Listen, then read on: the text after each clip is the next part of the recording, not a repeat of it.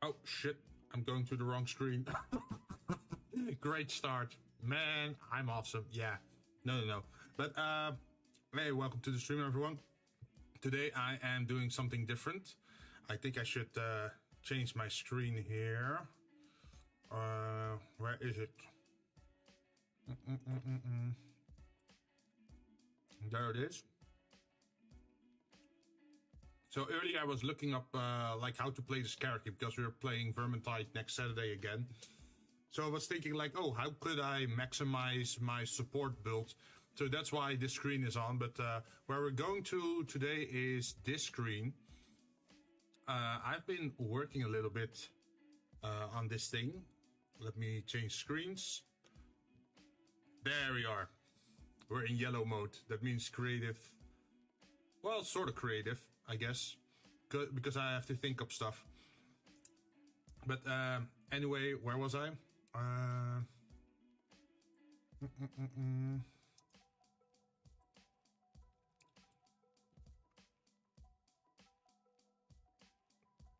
I'm going to get bullied. Wait, why am I getting bullied? Wait, do you know something I don't?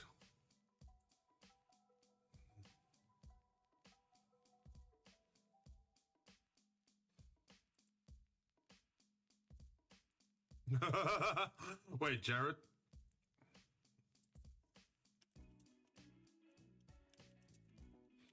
Okay, wait, let me message out Jared.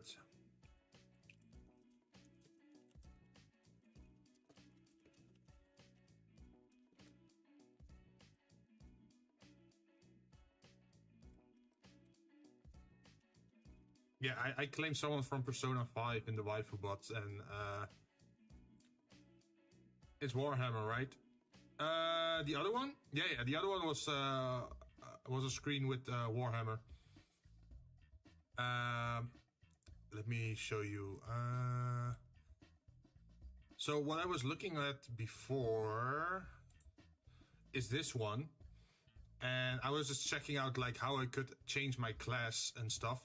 So I was thinking like, oh, what if I go for attack speed on the heavy Warhammer, so I attack faster, and then also get crit chance, and then get the trait for melee critical hits, reduce cooldown on your career skill, which is good for my skill as a support, because then I can give shields to people, right?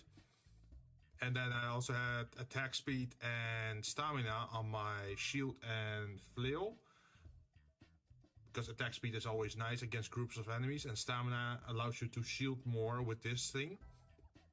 And it also says assisting an ally under attack restores 15 temporary health to both players. So yeah, that's what I was planning, like cooldown reduction stuff, movement speed, and like just being a support warrior priest pretty much. For example, this one. So you can apply to yourself and to an ally. Or this one, that you give your party 15% more health, which is also nice. Like all that kind of stuff. I was just looking into it, what's possible. So this is what I've come up with so far. But it's not the main thing we're gonna do today. Today we're actually going to this one. This is a D&D generator that I made using HTML, CSS, and JavaScript. And here you can see a lot of the code stuff. And if you press here, it should generate an encounter, but it's not done yet. But you can already see the start of it. For example, if I press here, it says, oh, as a strong wind blows towards the northeast in the afternoon of a dusky day, the party discovers a mystical monastery. And then it has to describe the detail of the monastery. So it says like, oh, after getting closer, the party sees the monastery is covered in symbols featuring hands bound at the wrist with red cords, which is the symbol of Ilmater, the god of endurance. IOV-ITing? Sorta, yeah. But my IT understanding is very low, so I'm mostly making use of code that's provided to me, and then altering the, how do you say that, the possibilities, pretty much. And then at the bottom you see you also find a mysterious orb filled with moving smoke, which is like a curiosity item. What I also want to do is add a material component item that can drop. And then, of course, based on your selected party size, average party level, and selected difficulty, you have a 25 XP pool to build your encounter. So it also helps you, give you an XP pool necessary to make an encounter with. For example, if it was orc related, then you know that you have like, 25 XP pool to build your encounter with. But if you increase the average party level to 4 and party size to 3, and say it's medium, for example, and then you generate, then you see that suddenly the XP is way higher, 750 XP pool to build an encounter, which is pretty cool, right? But yeah, we're I think in the middle of changing the locations, because these are all the locations over here. We can go to the jungle, taiga, mangrove, swamp forest, thorn forest, cavern, grove, grotto, cave. Like these are all like alternative words pretty much for certain locations. And then down below we have a special text based on the location somewhere. For example, this one. For the cavern, grotto, for this one, I need an underground text. For the jungle, I need a jungle text. For taiga, I need taiga text, etc., etc. That's pretty much how it works.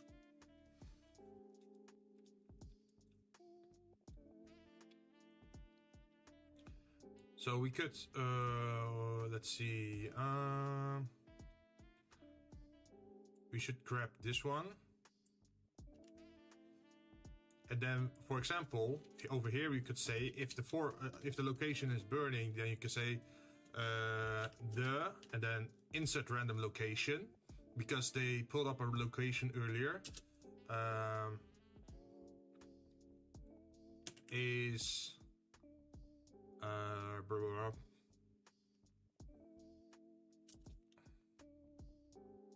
Is a blaze in what should I write as a text? The ... is a blaze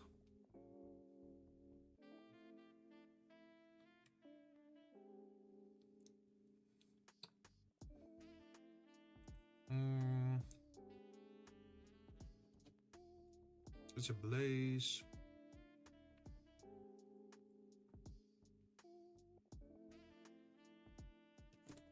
how should I say this? Fiery blaze burning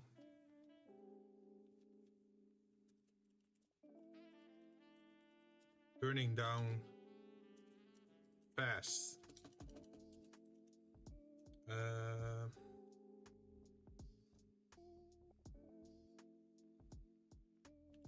And then we could say we need to make it dangerous, right?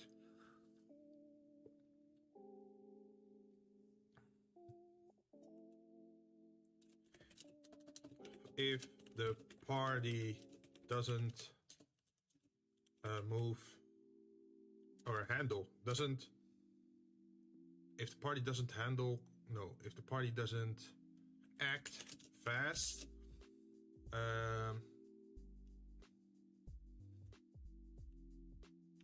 any survivors or loot could be lost within the fires, something like that. So now it gives like context to the location. For example, if you say, oh, it's a burning mangrove or something like that, or it's a burning temple, then this text will now say the temple is ablaze and burning down fast. If the party doesn't act fast, any survivors or loot could be lost within the fires. So that gives like an extra layer of depth to the encounter, because now it's like a timed event, right? They have to act fast, otherwise they're gonna lose out on their rewards or like their quest giver or something like that.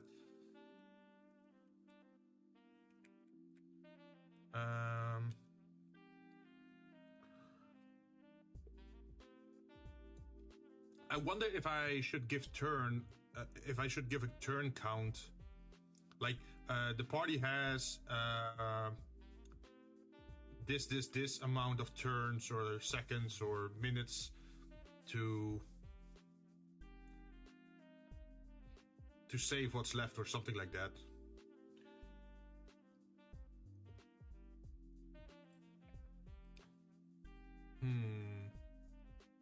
What should I do? What should I do?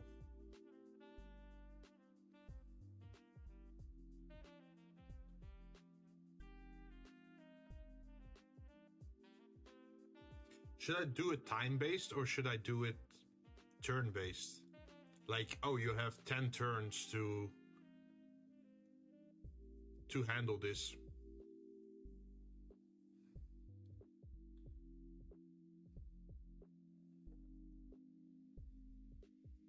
Or we can just do it later. Let's first continue on with the next one. Destroyed. The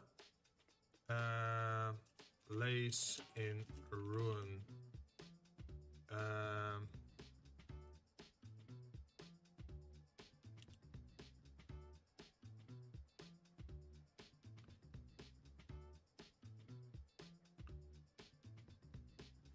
Let's see, I should give a difference between, for example, collapsed and destroyed.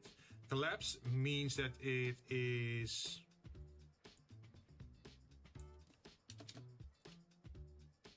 Let's see...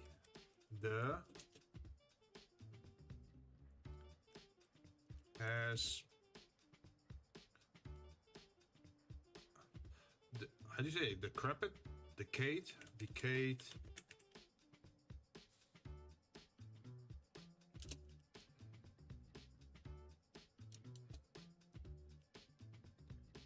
No. Is decayed the right word? Over time and collapsed upon itself.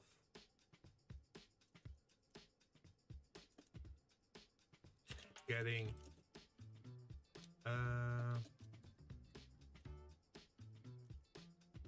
the area isn't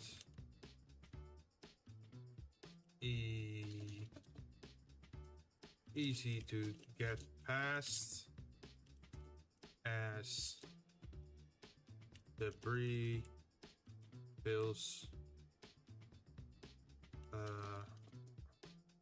blocks your path.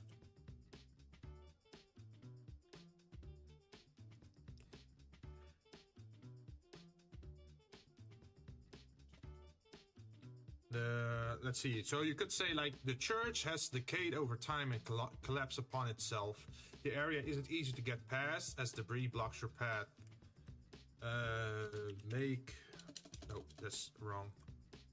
Dot.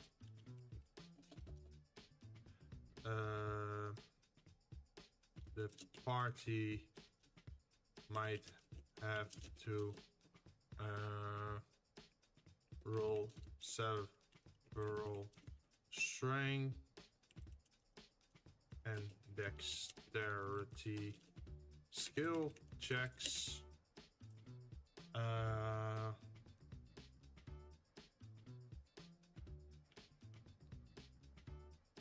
to progress, something like that. So now you can leave it up to the DM to say like, oh, maybe they have to jump over a hole in the floor and that's a dexterity check. Or maybe you have to move around some rubble and that's a strength check because a pillar is like blocking a door and you have to move the pillar. Something like that.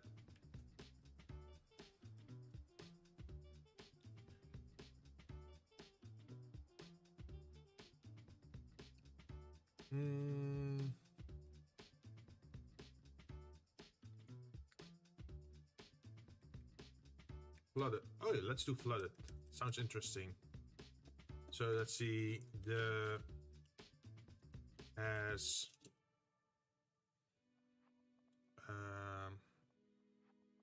I don't know. Should I say long been flooded or recently been flooded, or it just has?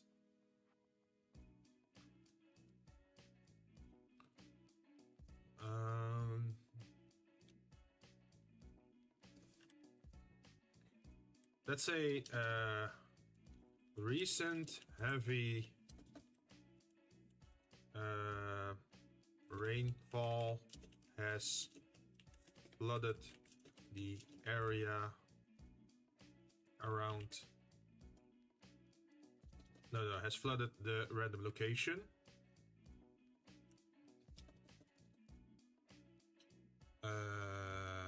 Dot. Moving forward.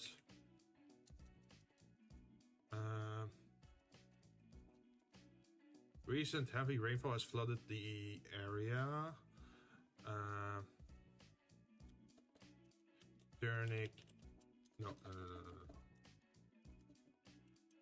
Turning it into difficult terrain unless the party can find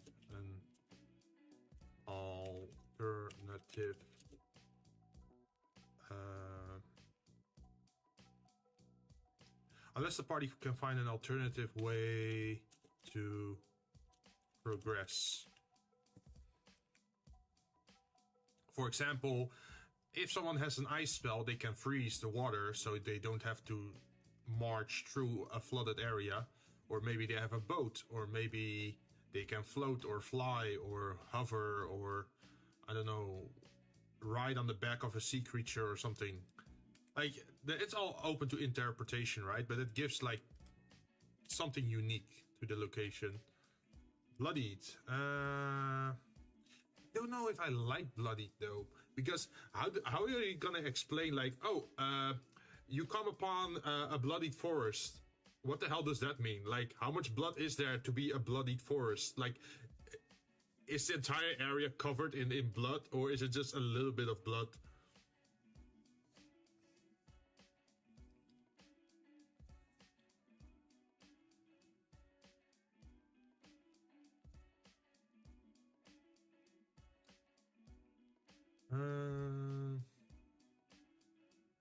I mean, it's easy to say like, oh, it's a bloodied castle because maybe a war took place there, but you can't say like, oh, there's a bloodied mountain.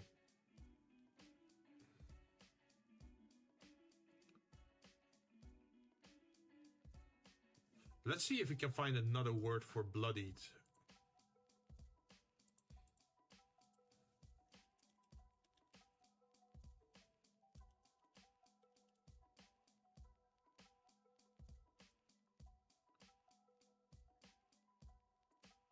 Blood-soaked, blood-stained, gory, grisly, crimson, gaping, imbued, open, wounded, blood-splattered.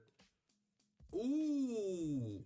Blood-splattered could be a good word.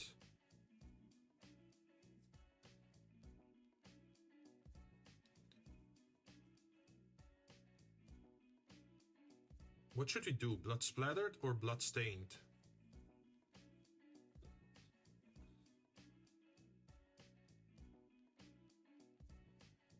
I think bloodstained could be cool, right?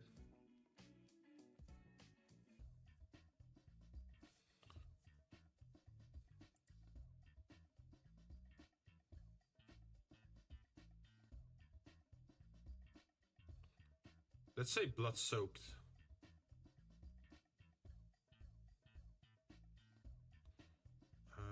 Where are we? So let's say blood-soaked. But then I also have to change this. Where is it?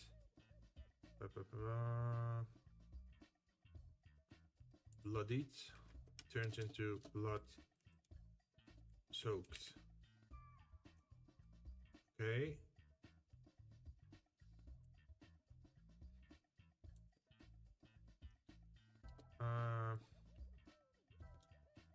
Scratch.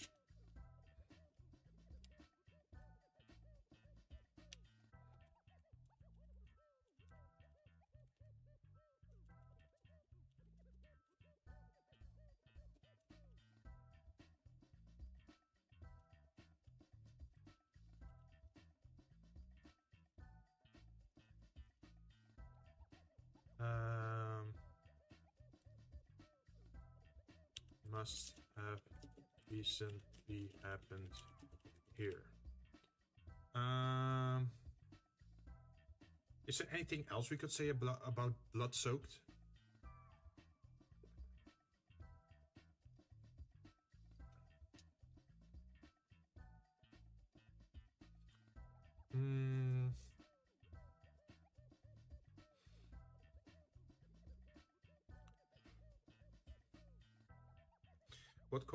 What can we say? What can we say?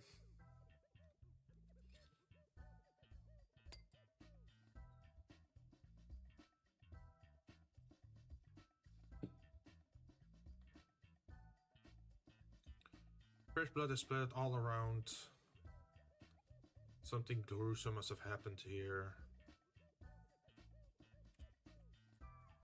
before the party's arrival. It's enough of a mystery that they'd probably want to search around or check around.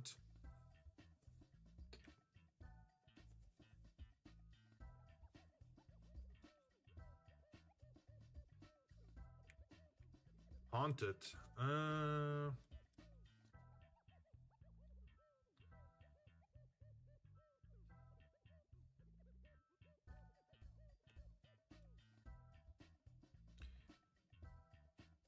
How do you say this? Spooky, eerily haunted.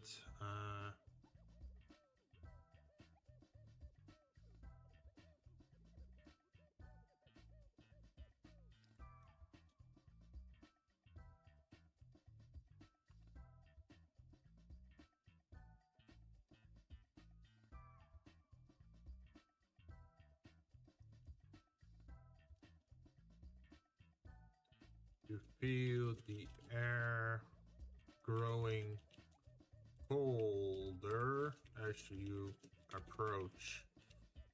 There is an eerie... Is it eerie or eerily? Silence around.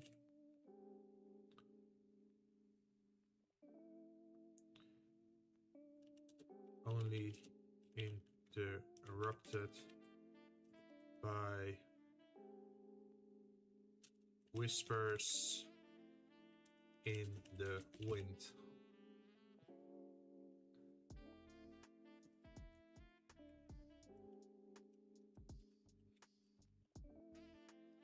There's an eerie. How do you say it? Is it eerily or eerie? My English is failing me. Oh, yeah. In a strange and frightening manner. Okay, we got it solved. By the way, if anyone has like ideas for the generator to add like location statuses or locations, let me know. Maybe I can add them to it. Noxious.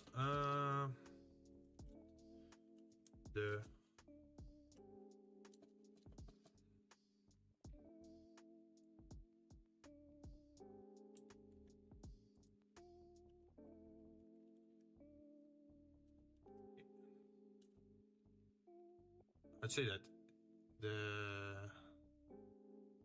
so what exactly are we doing? We're expanding the okay, so let me explain. So in this text, what it does is, here I can show you. So whenever I press the generate button or generate encounter, it will read this line, and it says like, oh, as the and then wind strength. This you can say like, oh, there's a soft wind or strong wind. Wait, no. Wind strength, article wind. No, yeah. So wind strength is how strong the wind blows. So you can say like, as a soft wind blows towards the northeast in the dusk of I don't know, of a cloudy day, the party finds, and then these two is for the this one is for the state of the building. So the location could be burning, it could be frozen, it could be engulfed in toxic fumes, it could be flooded. And then the second one is the location, where it says like, oh, it's a castle, it's a watchtower, it's a I don't know, it's a tomb, it's a graveyard, something like that. And then based on those two, it gives a special text based on the location state, based on if it's burning. So if it's burning, it says something special about the burning that signifies that it is actually burning, which is what we have just written out. And then the other special text is about the location itself, like for the castle or for a graveyard or a tomb. Yeah. So it's for example, up all the way up here. Sorry. Where are we?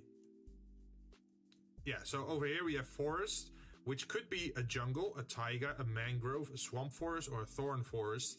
And then we have cave, which could be a cavern, a grove, a grotto, or a cave.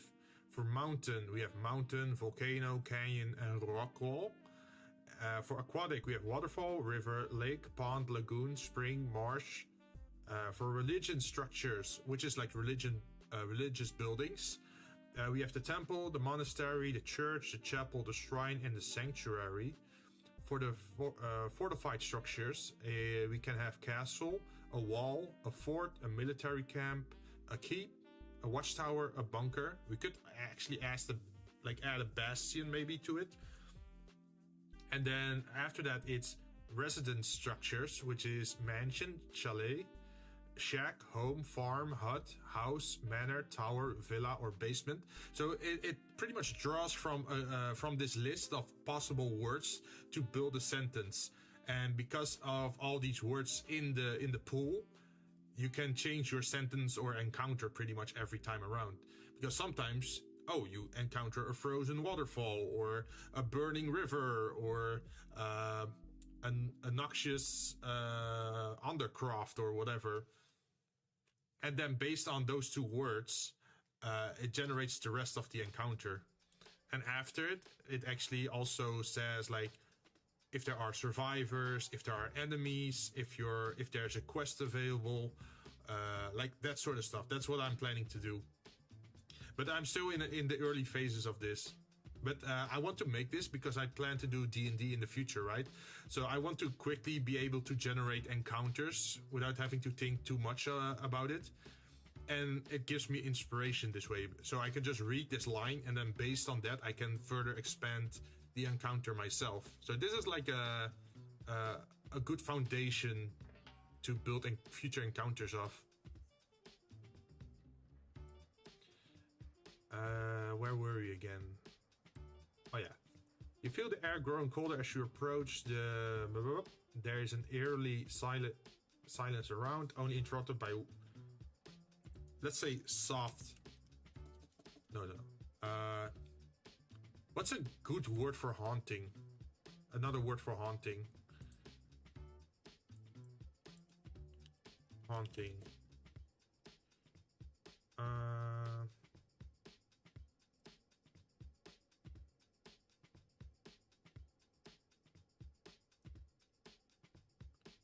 Ooh, chilling. Should I say chilling whispers? No. Synonym.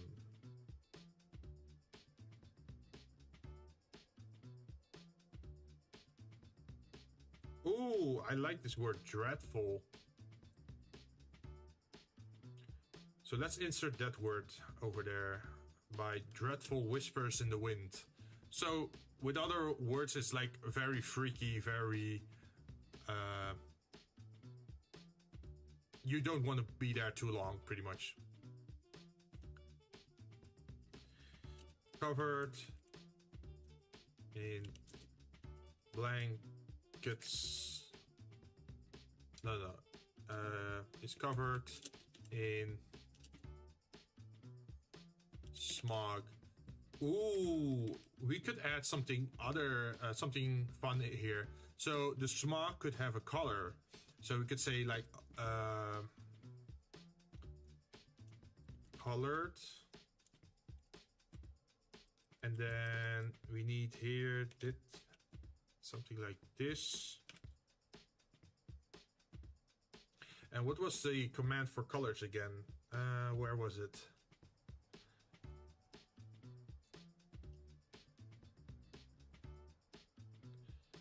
Random color. Okay, so if you use the random color command, it should work. So we say random color. Yeah. So now it could, for example, build a sentence where it says like, oh, the castle is covered in red colored smog.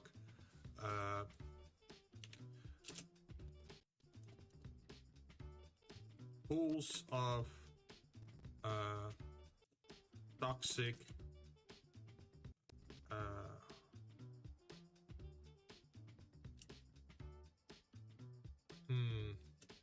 No. Let's say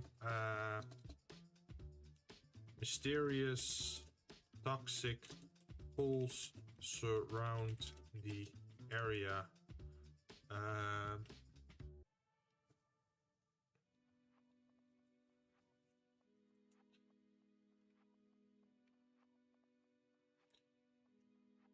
Oh, maybe I should say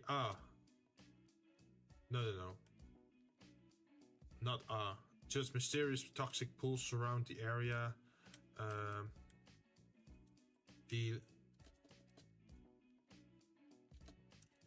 Dealing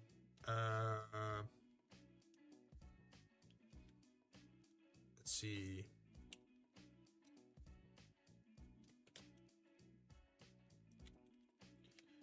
D6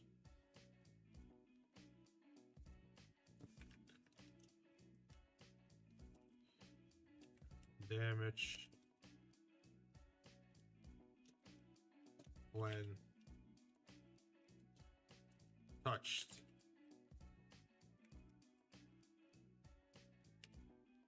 And then touch, you could say like if they stand in it, if they fall into it, if they put their hand in it, something like that.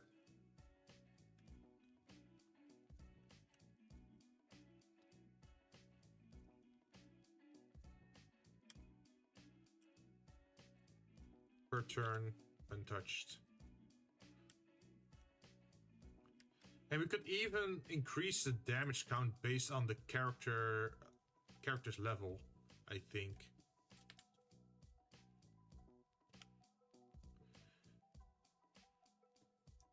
So we could call back the party size thing, I think. So party size.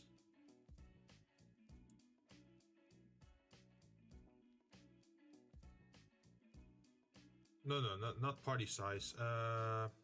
Party level. Yeah. Party level.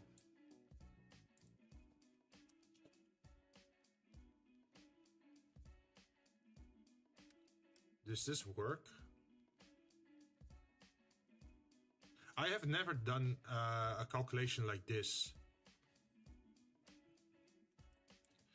Let me grab this bit and move it over here. Roll d6 plus party level. So if I run this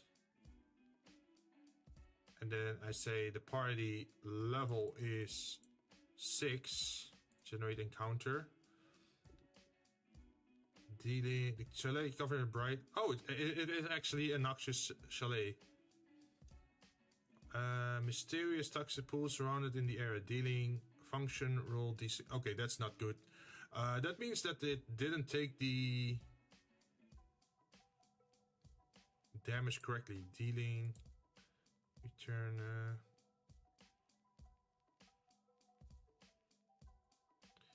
6 damage per turn when touched. So why did it take over here but not over there? Interesting.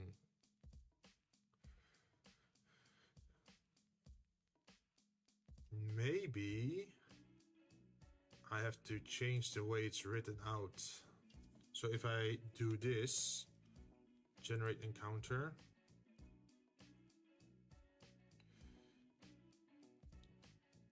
Function d6.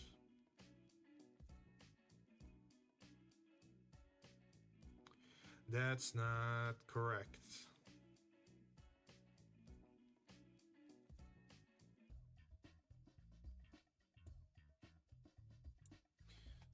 Wait, let me look online how to do this.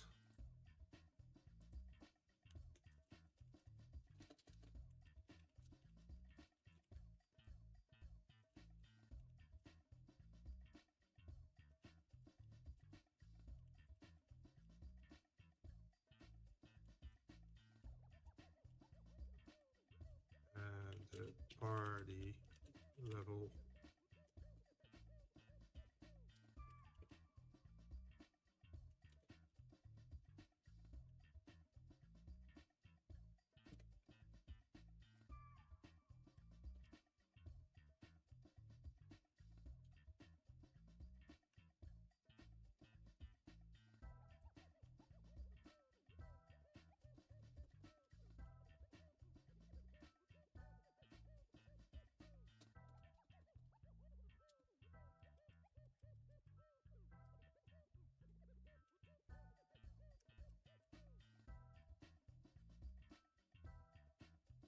See what it says.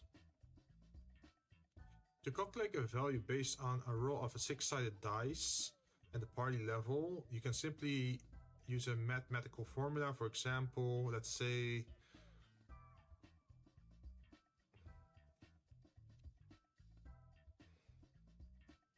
constant value calculate. I mean, it would be easy to just have a scaling damage Function, calculative value, roll d6, party level. So imagine if you're level 5 and you go into an area, then you could be receiving 6 to 11 damage per turn for standing in the toxic stuff. That's a lot. How much HP do you have at level 5? I think 25. Ooh, that could be rough though. Maybe a D4 would be better. At level 1, this is like super deadly. Like imagine you literally have only like 10 health and you already take like this much damage.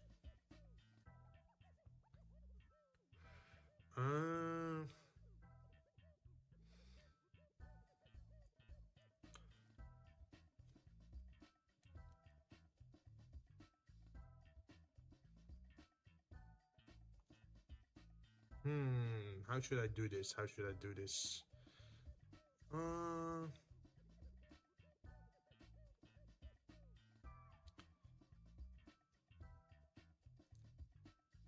I do want interesting level damage, but I think a D4 would be better. So we're gonna grab this function and then we're gonna insert that into our program.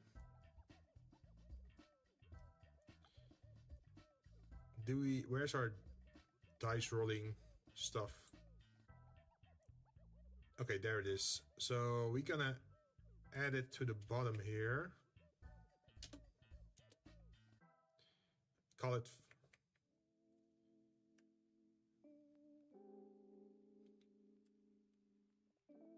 and then we're gonna grab this one. We're gonna copy it and then insert at the top and then call it D4 and then turn it into a 4. So now we have the command to roll D4s, D6, D50s and D100s. We should probably also add D8s. Might as well. Nope.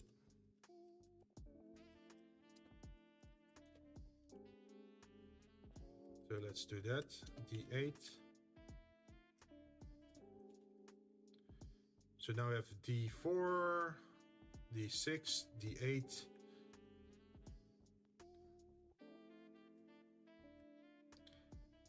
There's something wrong here.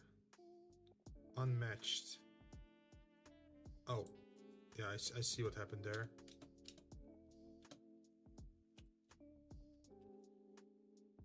And then over here as well.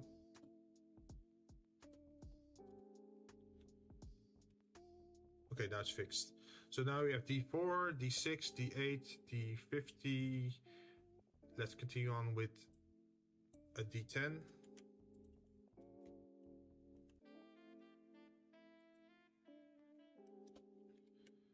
D10.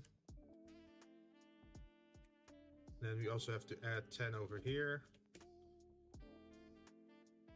4, 6, 8, 10. And the last one is a D12. Wait, no, D12 and a D20, I think. Okay, let's go. 12. And then also 12 here. And then the D20. It is probably not something I'm gonna use often.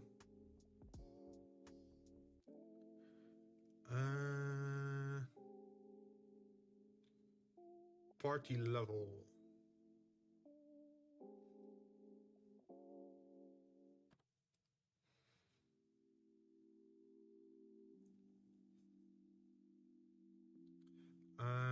And next, or beside the function, we also need something else, which is the constant value.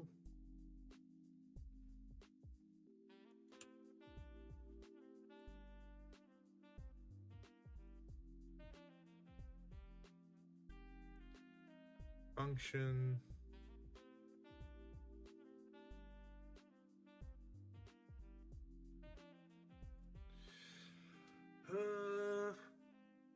I'm not good at these kind of things.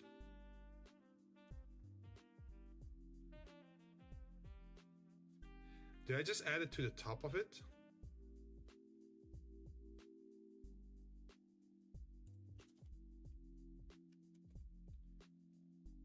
Like this?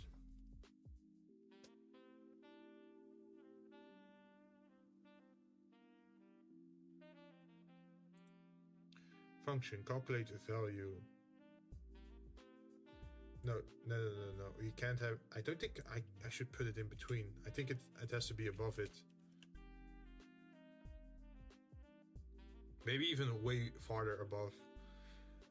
Function... is it D6 times party level.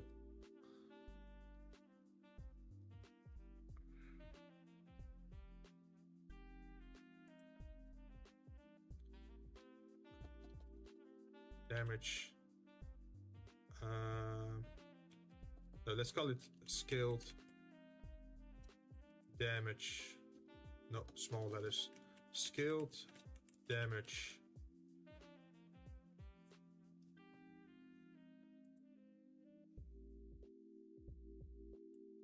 So now whenever we use the term scaled damage, it should scale damage based on the average party level, I think.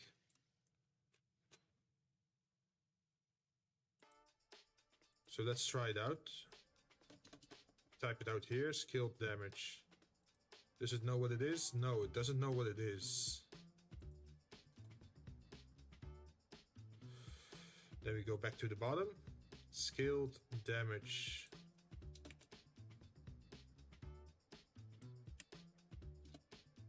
And then we go all the way to the top, I guess, to add it to this list of things. Constant.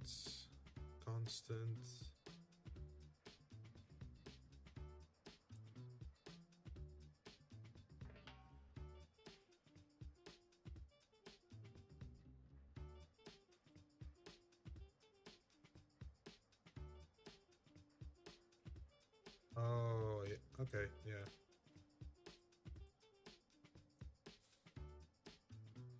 A lot of my code is written over here in a very big way. We can make it a little bit smaller.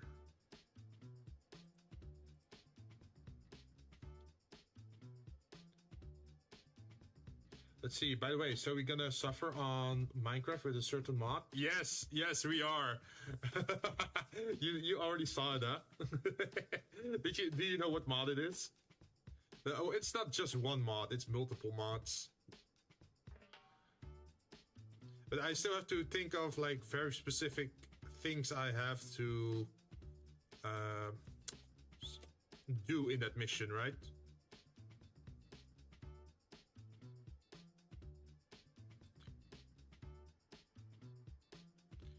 Okay, run. Okay, it doesn't want to run. Something's broken now. So that's not good.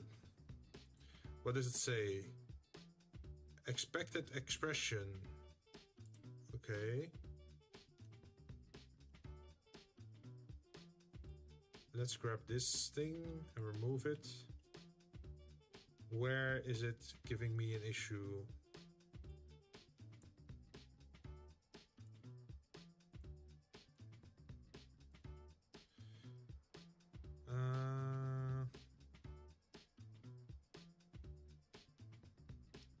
Scaled damage is not defined. I thought we had it.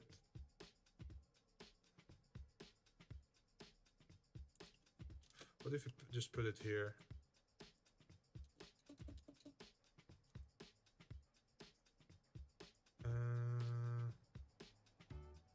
You could grab it in total like this and then move it up.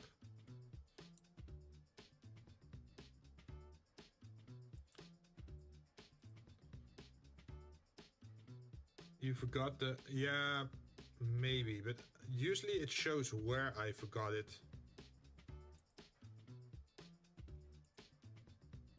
not seeing anything over here.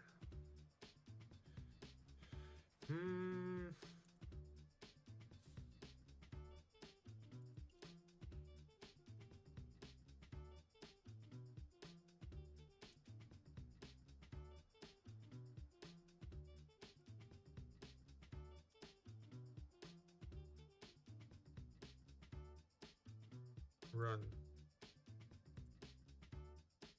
Yeah, there is something wrong somewhere. They say go to line 805. Around 805.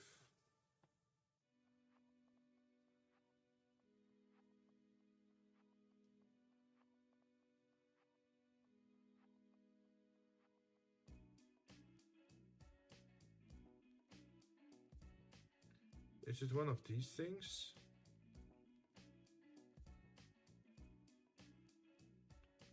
$150, D12, D10. These are all the same. So, like, there is this thing at the end. Oh, now it's saying party level is not defined. Party level is not defined. Party level is defined over here.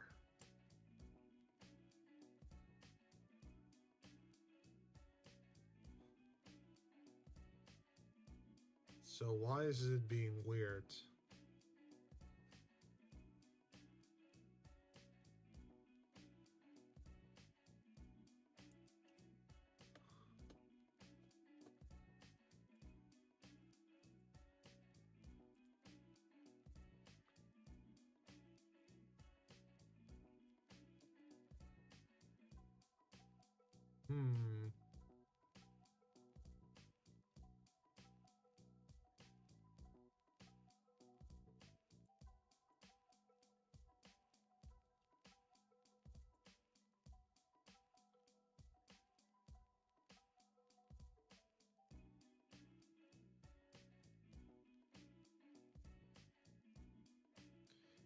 It is confused on what party level is.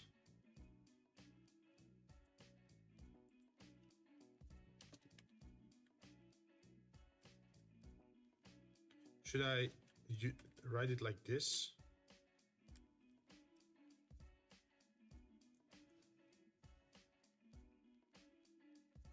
No, that doesn't make sense.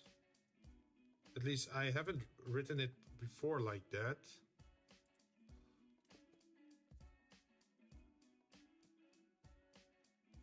Did I miswrite it? Oh, yeah, party level is with a capital L, so this is capital sensitive. So this should be with a big L, I think. Run.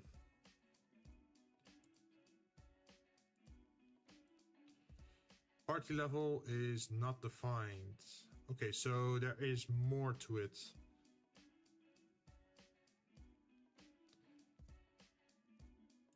I think it's this one. Run. Party level is, it's still not defined. Why is it still not defined? Is there more?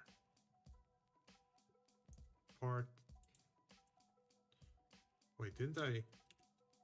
Oh, there. I think that's the one.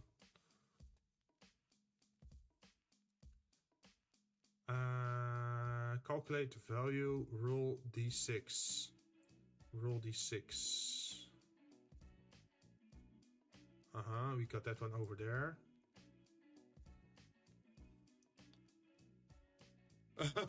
Programmer's worst nightmare, one letter, also this thing. Yeah, true, very true. Like, I'm super new to this. I started doing this like 2 weeks ago.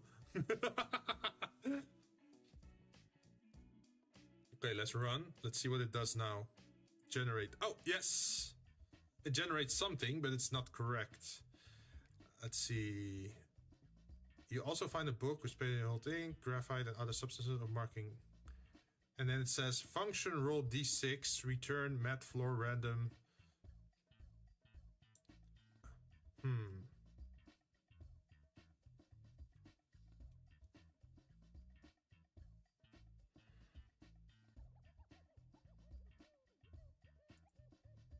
So why does it not...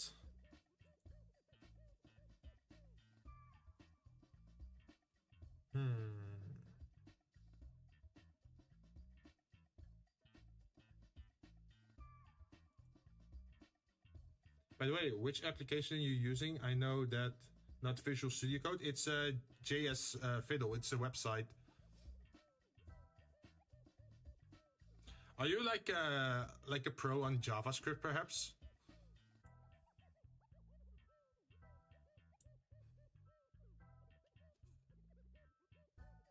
I should just wait. Let me move the text. Actually, where is it? Blah, blah, blah. Skill damage. I want to move you away. I'm gonna put you over here as E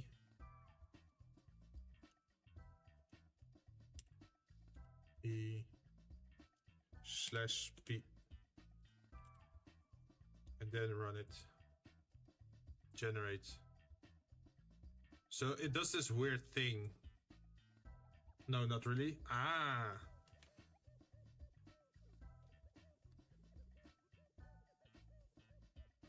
Let me go look that online again.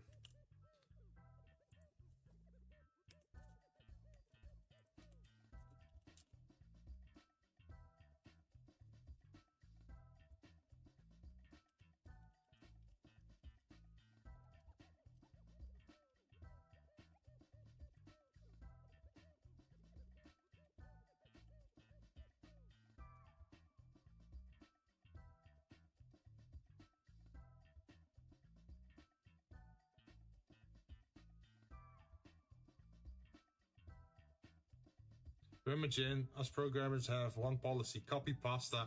True. Also, I learned that Chat GPT is actually an amazing fixer. You can just ask it for advice.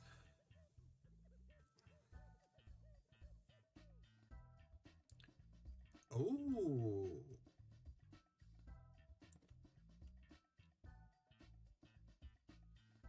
Okay, I think I found something. So we go back to the location. Where is it? The role stuff. Return. We remove this. And then use this one. Let's see what it does. Generate. Hey! It generates a normal value now. Generate 2. Generate 7. Now, if we increase our party level to level 15 or level 14 and then generate, then the damage becomes 18. Ta-da! We fixed it.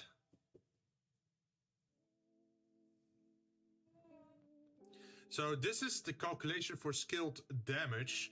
Now we can use that same logic to make skilled DC checks. So you want a second player on the Minecraft stream? I don't have a server at the moment. Like, can you even play that together if you don't have a server? Like, how does it work? Because this is modded Minecraft, right?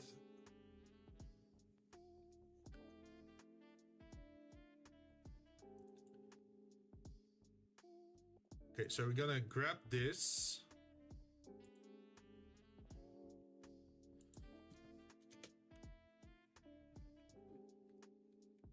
And then we call it skilled DC check. No. Let's call it skill check. Technically, you could just make a free server using a certain website. Oh, yeah. Well, what I was planning is this Tuesday, I'm gonna play it solo on a local Minecraft installation to see if it works or if there's gonna be any bugs or things wrong. And if I succeed at playing the entire stream without issue, even if something bad were to happen during stream because of a certain mod I installed, then yeah, at least I know if it works or not, and if it works, we can actually turn it into a server maybe. Because the mods that I installed are not easy. It's like epic fight mod. There's like the spooky mods. There's the what is it? Random dungeon generation. There is, let's see, what else was there? Roamers. So Roamers is a mod that adds NPC Minecraft characters, like Minecraft Steve, but then as an NPC, and over time they start building their own home, which is pretty cool. So like real life craft but horror. I would say it's more like survival. And let's see, I installed mods that you don't lose your items upon death. You keep your items, but you just get sent back to the spawn zone. I also installed a mod that campfires are now your spawn point. So instead of a bed, you have a campfire. You put down your campfire, you put it on, and once you put on the campfire, let's see, it puts your spawn point there, and then it also provides a beacon in which enemies can't spawn, and it also heals the character. So it's like a camping. Yeah, it's pretty much like camping. You just put down your bed, maybe you put down your bed and your campfire, and then you can sort of sleep safely. So Dark Souls, but Minecraft. Yeah, sort of. It's like Dark Souls meets survival meets horror, along those lines.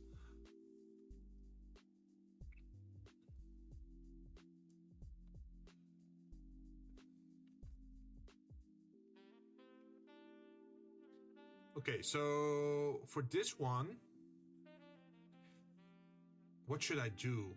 How should I calculate the skill checks?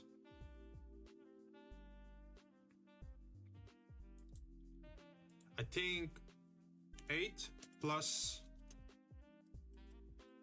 let's see, 8 plus B4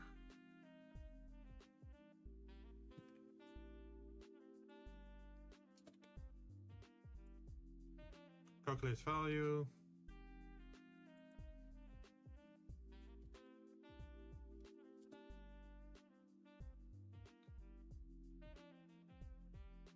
No, this is 6. This is 6. Calculate the value.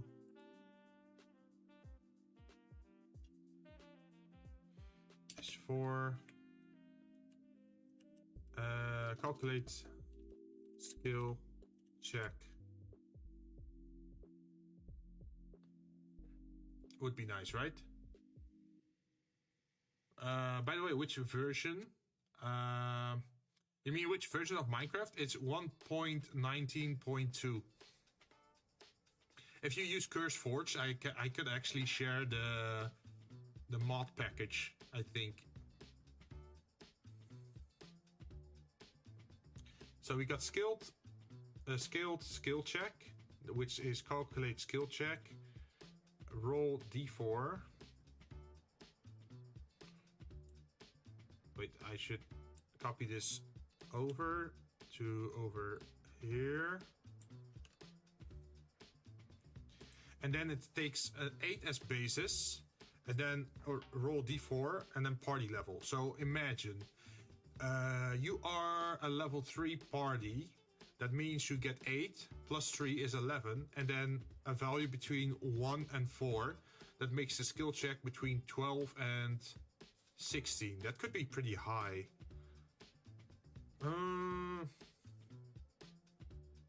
We could also increase the randomness factor by rolling a d6 or a d8 and then combine that with a lower base number. For example, we could make it 6 plus a d8, for example.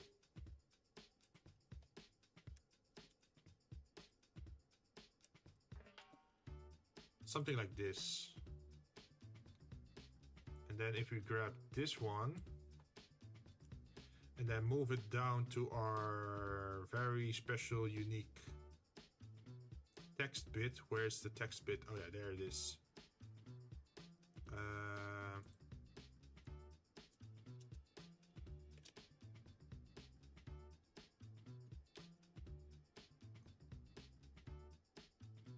let's see if this works.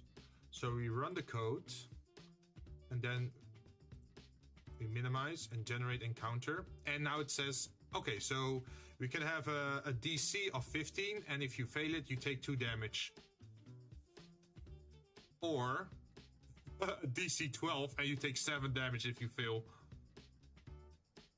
I see. So are you sure about getting an NPC that can build? Because I have a feeling that those NPCs are going to be annoying. No. So the roamers, they spawn in at the world generation. And once the generation is done, they stay at that spot and they will just build their house there. So it's not like they go around and building like everywhere. No, they just make one building at the spot where they spawned. And that's the only project that they're gonna build. Nothing else.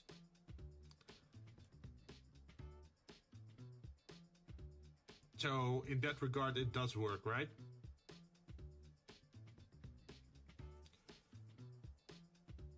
And I also added some mods for better village generation. I also added a mod for Waystone, so you can teleport between villages like an RPG game. Like a lot of stuff is added, even like better end, a better nether, more dungeons, more monsters. Pretty interesting stuff. But that also means that from the start, you probably can't immediately go underground because you have to like build up your strength. Because the underground is actually pretty dangerous now with all those monsters and the additional danger or like the horror mod for one creature on the ground. Any dragon, by the way? Also more weapons? Yeah, there are more weapons. There's also more armor sets. There is one problem though with the... Like I really wanted to get the Ice and Fire Dragons mod for Minecraft. But the highest version you can get is 1.18.3 or something like, or 4. So they didn't update it enough to be playable on 1.19.2. So we have to wait a little bit longer before we can actually add dragons to the game. Especially the one on the thumbnail. I'm pretty sure anyone's playing mining. Yeah, we're literally screaming. Yeah. So for those unfamiliar, there is a mod called the Cave Dweller. But I didn't install the base Cave Dweller mod. No, it's the evolved one. So the evolved one is even stronger and more horrifying because its audio is enhanced. And let's see, it also has a reworked model. So this one looks even like scarier than the base one. And this one can also climb on walls.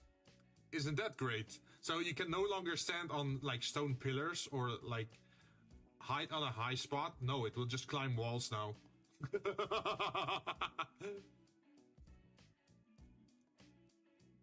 Also, I also found a mod that adds more types of arrows to the game. So you got like poison arrows, you got fire arrows, I think ice arrows, like those kind of stuff. So,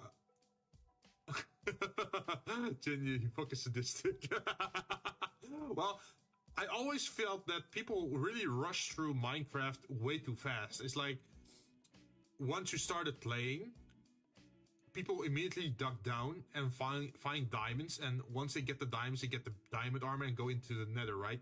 They pretty much skip the overworld because they're pretty much speedrunning things. But now, with this mod, it's actually super dangerous to go underground, which means you actually...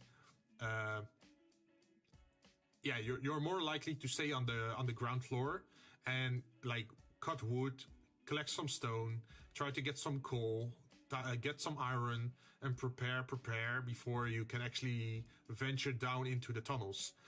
Oh, I forgot to say one thing. I also installed another mod, which has to do with torchlights.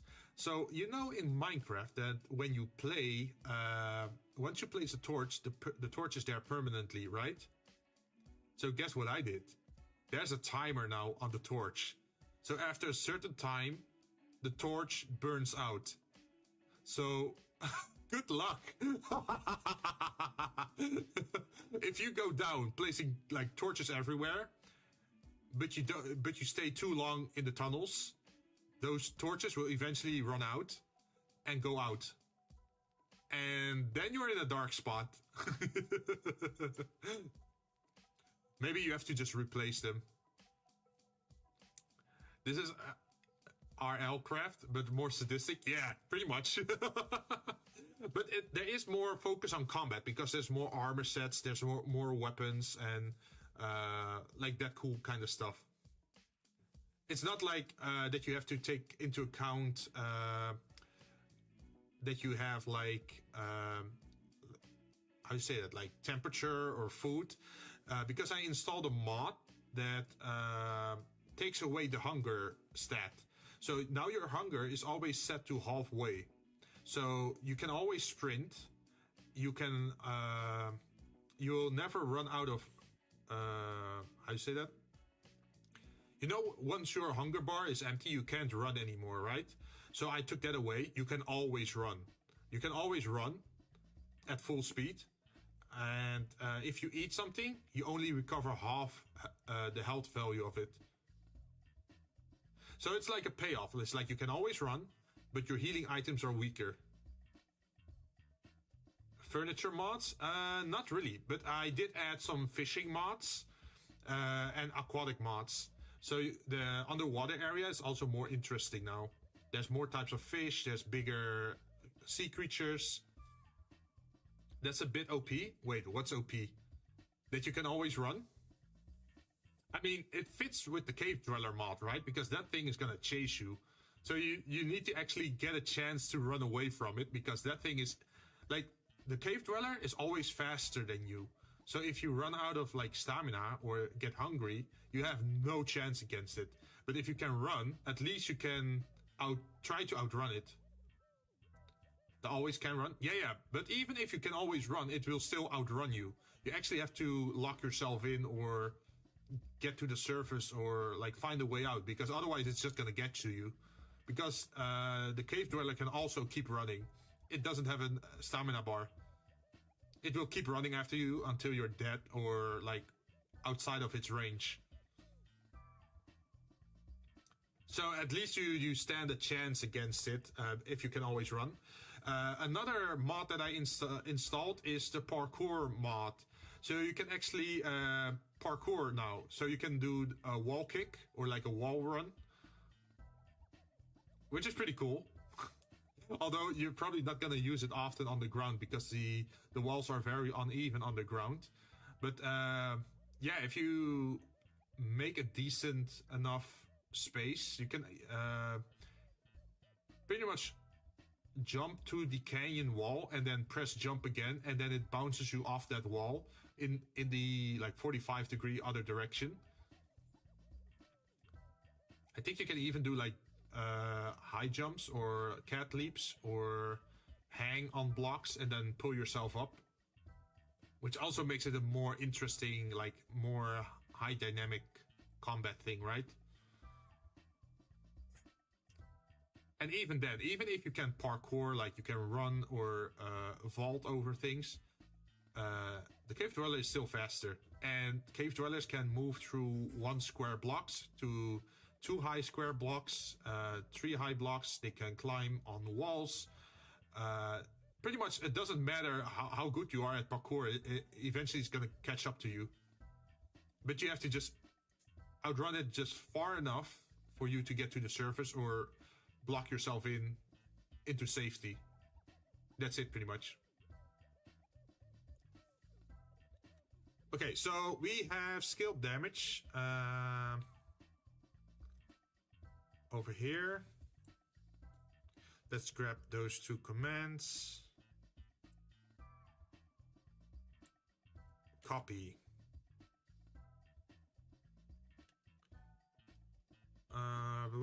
Where were we?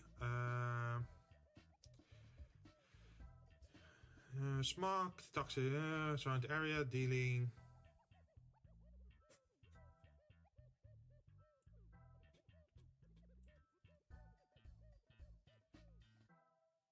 So you make ores spawn more or less, or it's the same? At the moment, the ores are still the same. But I have another mod that alters the world generation called Terralith, which makes the height difference a lot more on the surface. So you get actually like canyons and mountains and hillsides, which also improves the chance of you finding coal in mountainsides or like iron in mountainsides.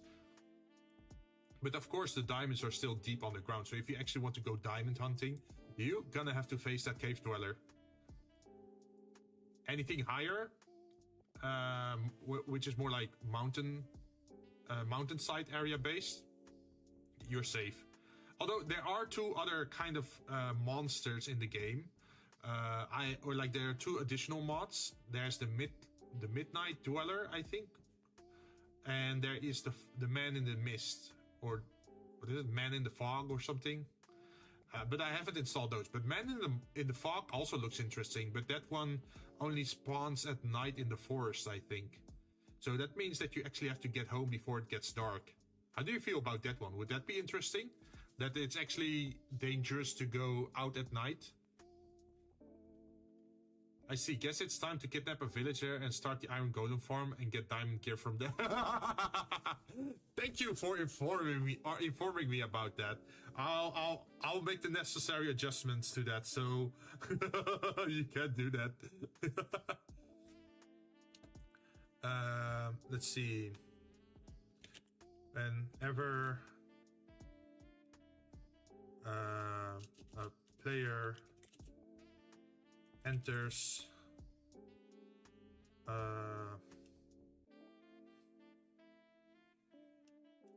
this liquid, they must make a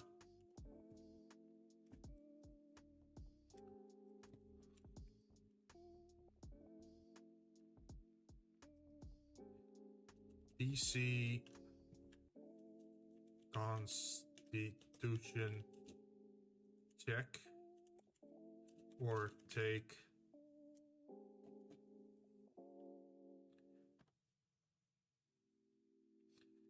whenever a player enters this liquid, they must make a DC number Constitution check.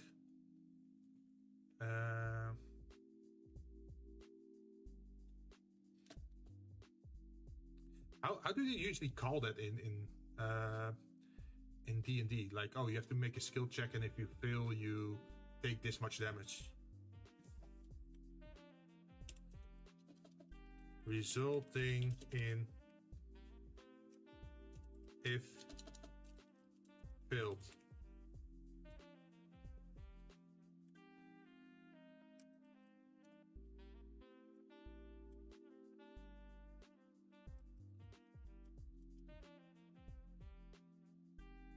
Should I do it like that?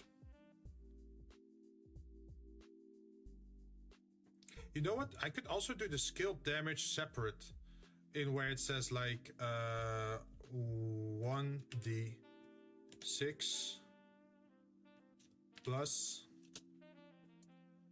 skill damage, and then lower the skill damage. Skill damage. We have to go back up.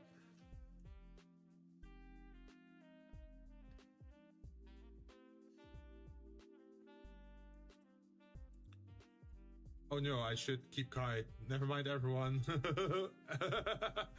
Everyone would start to do that? Oh, I hope not. I mean, that's the whole fun of it, right?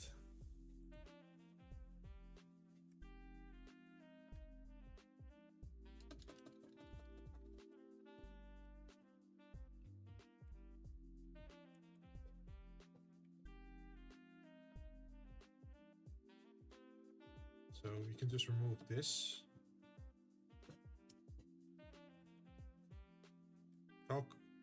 Let's see, party level for skill damage.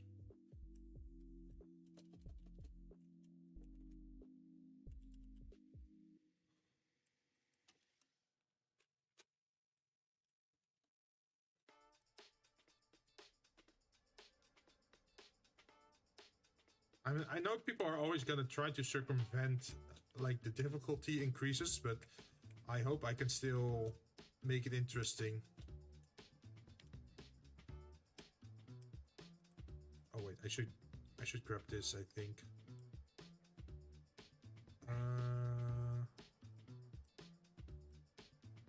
No. I grab this one, copy, then put this one over here, and then turn this one into this. Run.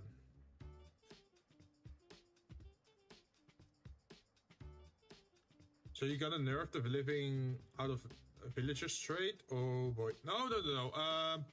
Let's see. The villagers are stronger. I added guards to every village. Like every village starts now with more guards who are specialized in dealing with danger. And let's see. The houses are improved. Not the fortification though.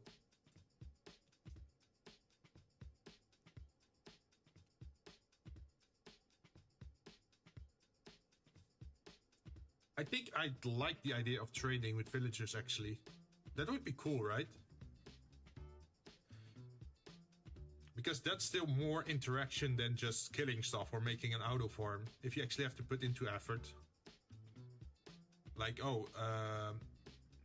they want a certain material and you can provide it, and then you get emeralds, and those emeralds you can use to get other gear. I think, something that I also forgot to say is your weapons or tools shouldn't break down anymore. Like, normally if you use up a pickaxe, it just breaks, right? But now it stays at 1 durability. It's unusable at 1 durability, but you can keep your weapon pretty much, which gives you a chance to actually fix it. Maybe make Iron Golem can be spawned from the villagers. Wait, but Iron Golem only spawns iron, right? Nothing else, I think. Getting iron isn't that bad. But if it's a server, then I probably don't want people to build auto farms, because that's just gonna stress the server out. And eventually it's gonna lag out the server, right?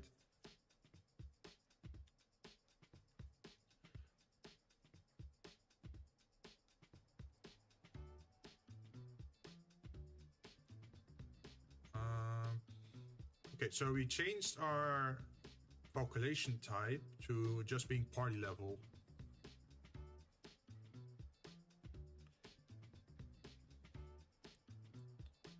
Should we just still do +1 or something?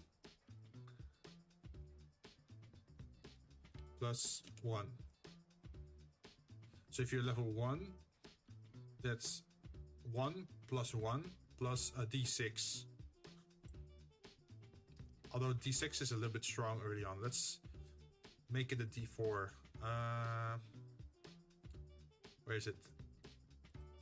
This one, d4.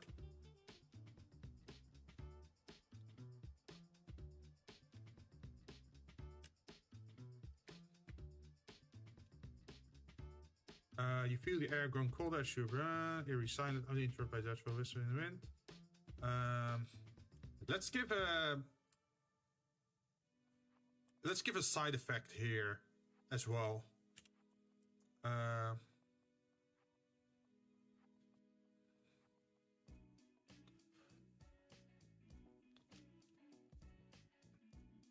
Let's say with the constant chills running down your back,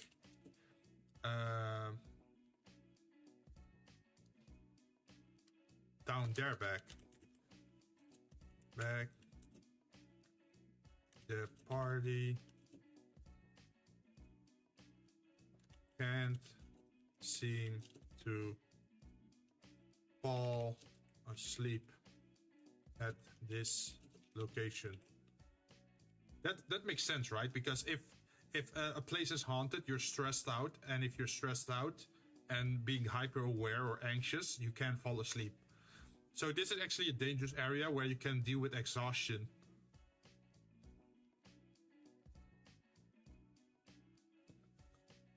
Maybe make Iron Golem can't be spawned for villagers, and those iron can be traded for emeralds, which can cause.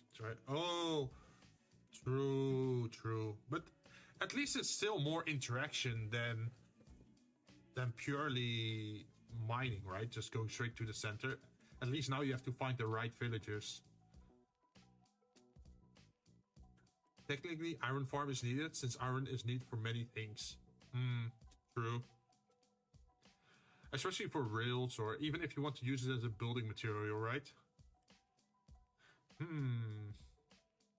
That's something I guess I'll have to think about.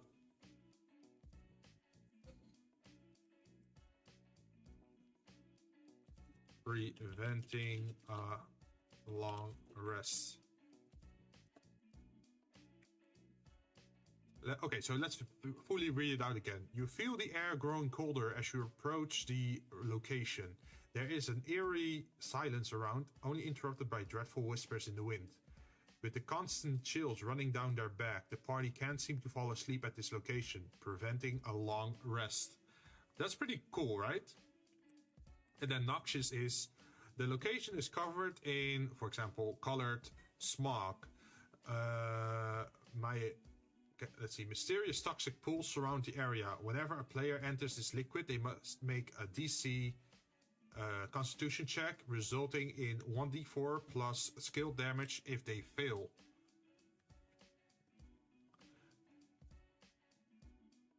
Oh, I should probably specify what type of damage it is, right?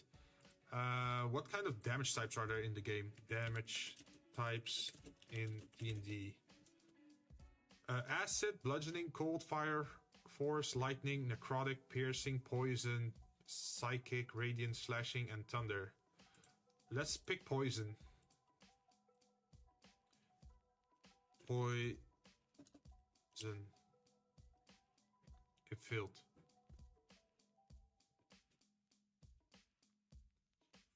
Let's see. Fresh blood is splattered all around the location. Something gruesome must have happened here before the party arrival.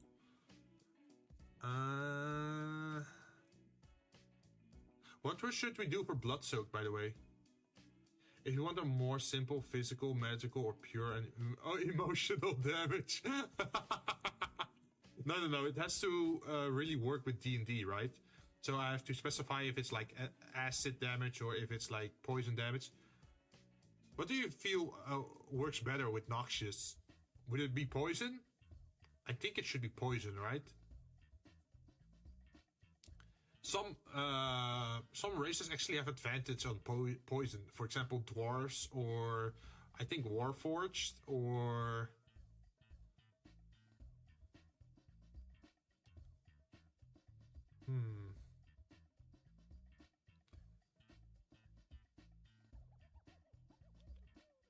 yeah, I feel nauseous from some poison.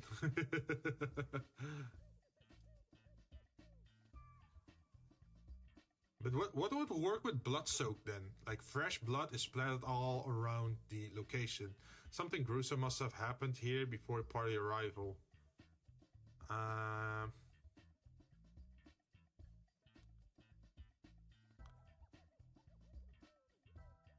Ooh. If succeeding and then we can grab this one again, the skill check. A DC.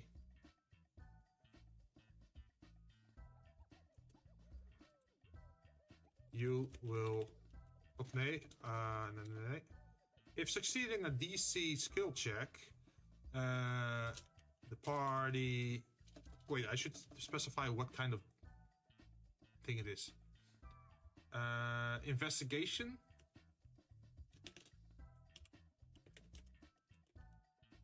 If succeeding a DC 19 investigation check, the party will find the body. Should I call it a body or a corpse?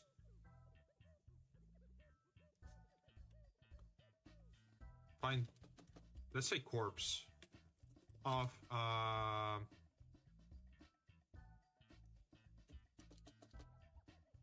we'll find of random race.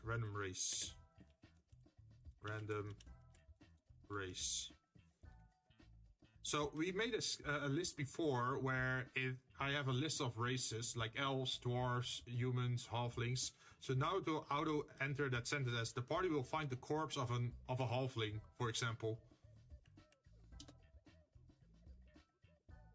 Corpse sound better? Wait, corpses or corpse? You want to be multiple? Like, you just find like 12 bodies of dwarves or 12 bodies of elves.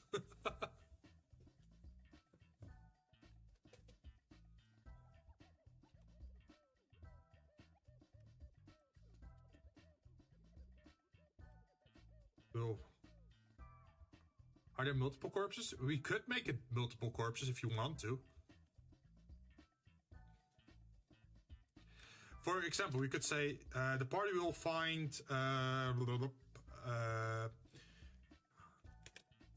let's write it like this. D4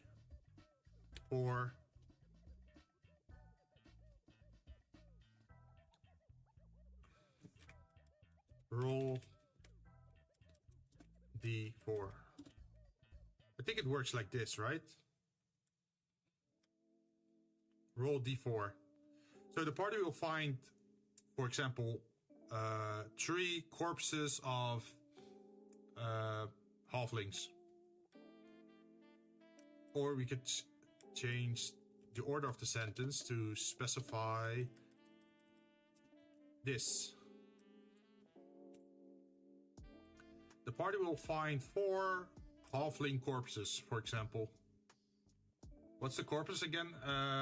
Nothing special. It's just a condition for the location because we say, oh, this location is blood-soaked. So it's covered with blood. Why is it covered with blood? Well, if you investigate, you find that there are multiple corpses there. Why are there multiple corpses there? You don't know, but we're gonna find out. And that's the encounter then. Like you find something strange and you have to figure out what happened there. It's more like a murder mystery, I guess, then.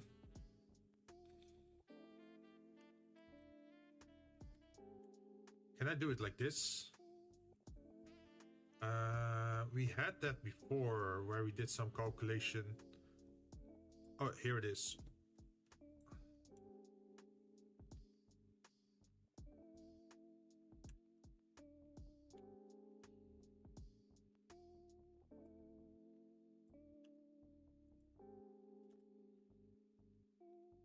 So the party can loot the corpses, but there are chances of them getting infected by something or encounter something.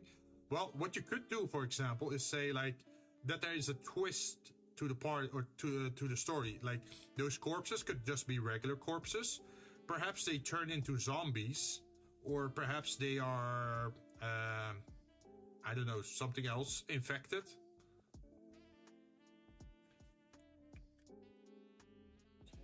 But we can add to that later.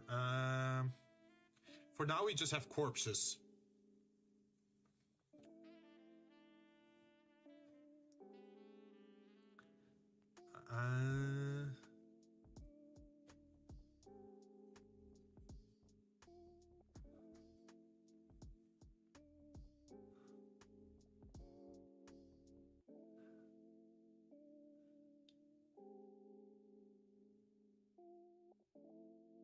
Should I do it, make it an investigation check or a perception check? Perception is how well you can search the area. Investigation is also looking around.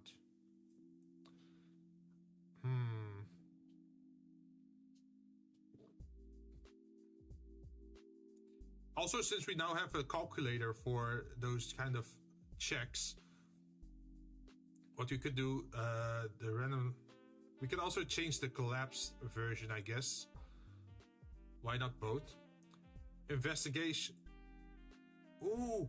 Yeah. Oh, yeah. Let's double up. So we can say perception check for finding it. And then...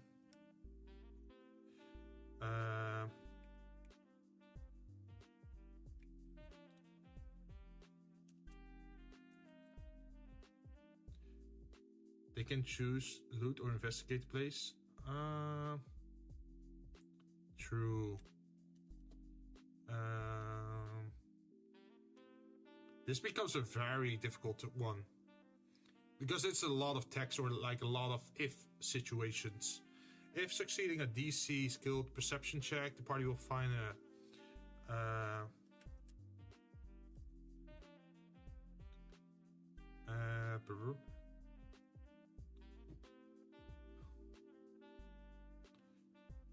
if not investigated, no.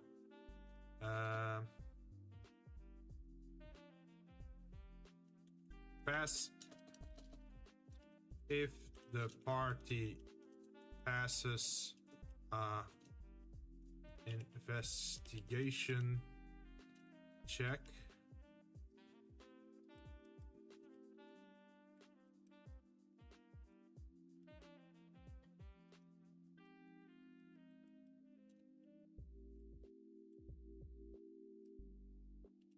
They will discover that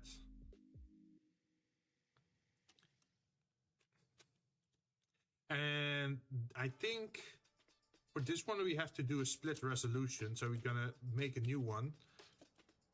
So we're gonna say blood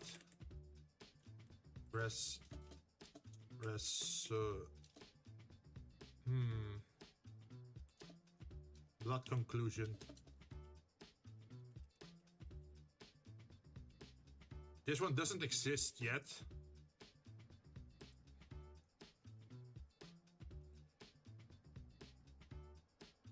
But we can later on add something to this. Like they will discover that there's loot on the corpses, or they will discover that they are turned into zombies, or they will discover that they are sacrificed to, or like sacrifice of a cult, something like that, which is like another split in the story, pretty much.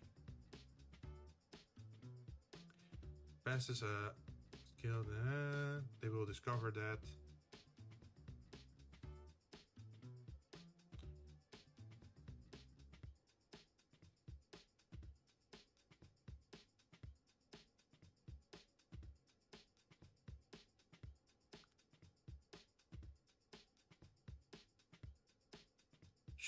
Should I write it now or just write it later?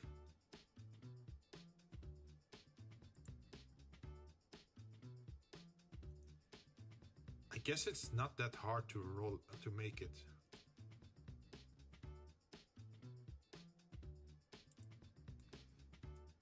Where is it again? We can use another base for it. I think it's this one. We can grab this one as a copy. I think. Copy. And then close it.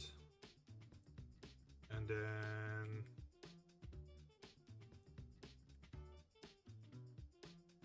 function under it, we can add this.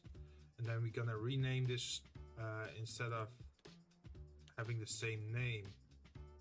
We call this the blood conclusion, like we just made.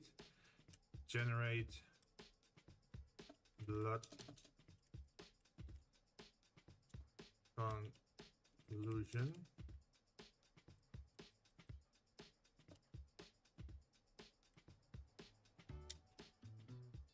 Let's see. Blood conclusion is now blue. So now we copy this one over.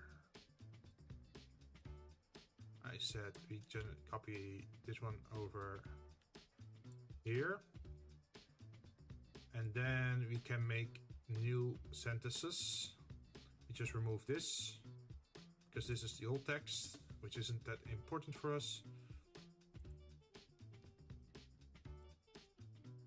So our sentence starts with the party what was it again? The party. Oh, if the party passes a skill check, they will discover that the corpses are still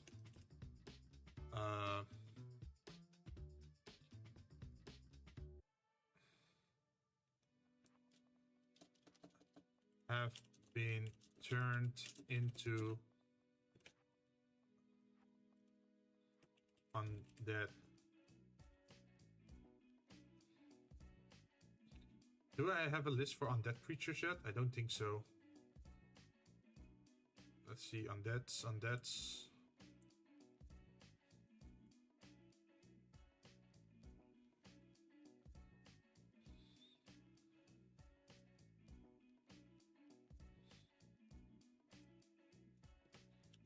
Let's call it undead minion.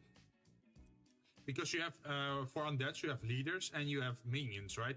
Minions would be skeletons, zombies, and like the low intelligence ones. While high intelligence ones are like maybe dead knights and vampires or leeches. So there has to be a difference in that.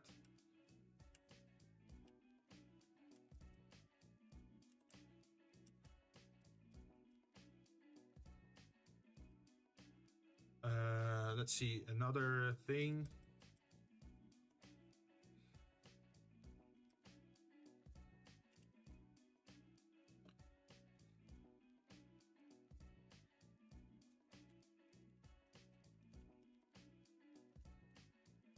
Yeah, we can do that. Like, oh, the corpses have been turned into zombies. Roll initiative.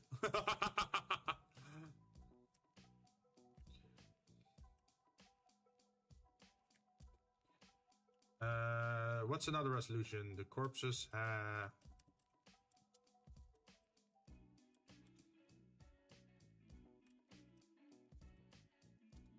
carry. So do you have a magic mod in Minecraft? Magic mod? As in what, like more spells? I don't think so at the moment.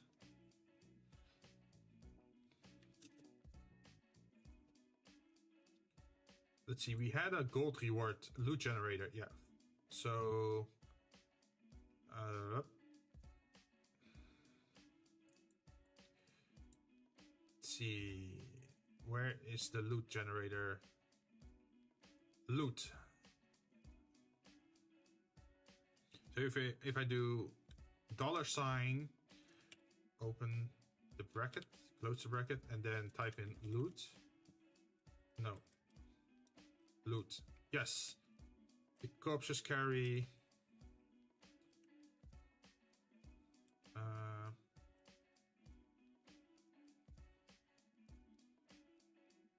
let's reread the sentence again.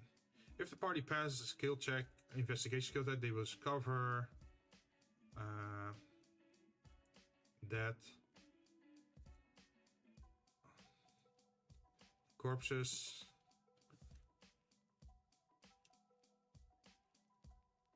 carry a total of on them.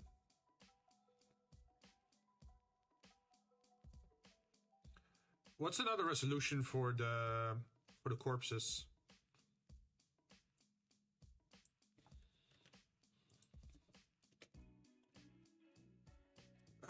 The corpses. Hey Jinn, wish I could stay, but my Wi-Fi is being bad, and I'm sick in bed. Help! Oh no.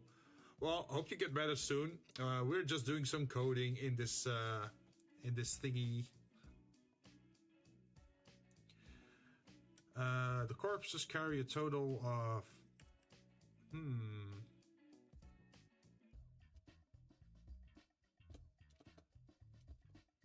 to figure out that one of the corpses carries a $, open bracket, material component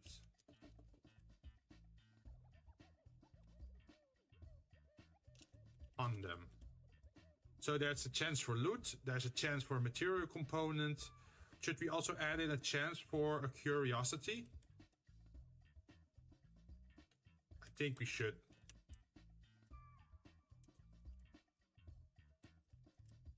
Carries.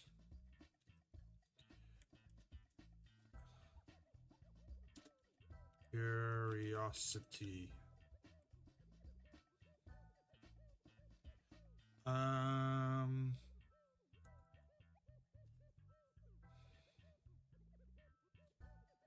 Okay, material. One of the corpses carries a material component on them.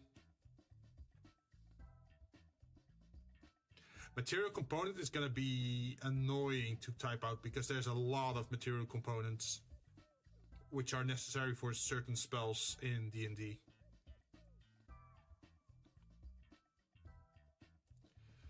Undead minions, undead minions.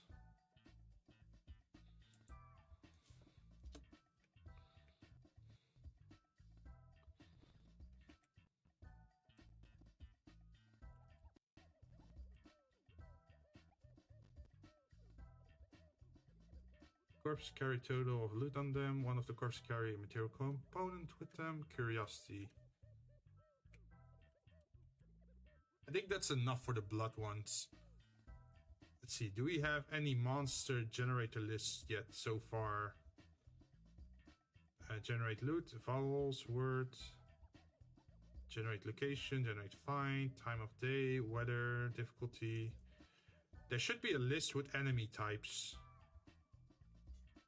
If you want, there's a magic mod called Maho Tsukai in MC, which is highly inspired by fate magic from I can see of the content. Oh really?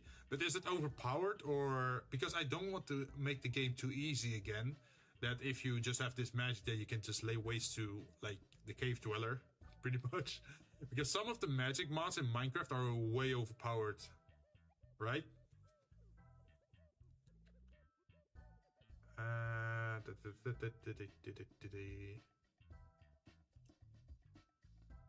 Party size, encounter difficulty, location category, just party, loot, location state, article, random animal, random critter, material type, stone type, wood type, random race, survive status, generate survivor, enemy type, there it is. Generate enemy. So this is what we got at the moment. There is undead, cultists, mercenaries, fiends, tribes, elementals. So what we can do is add this, and then this, and then minion, undead minion.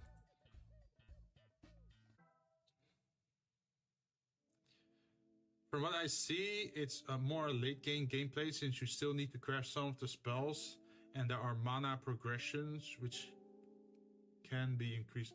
Wait, does it also add like new monster encounters that you have to kill before getting the improved spells? Is it like that?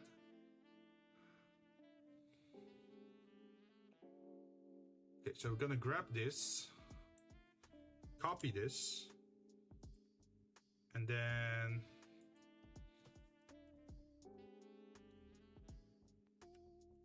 add it again, and then instead of enemy type we call it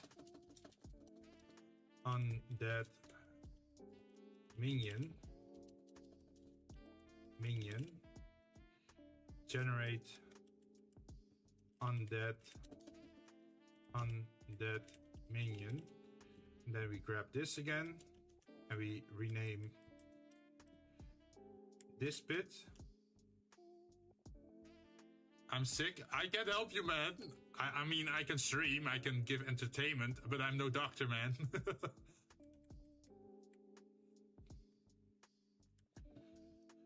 So, since we now have undead minions as an option, we can add some things to that. For example, skeleton. But there are multiple skeleton creatures, right? So I should check up on that.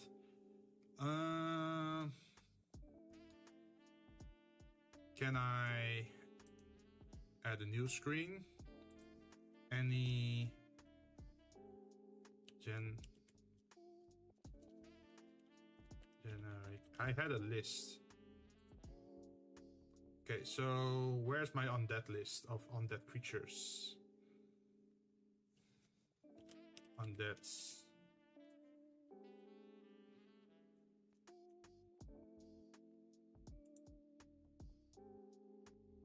Enemy type, undeads. Undeads.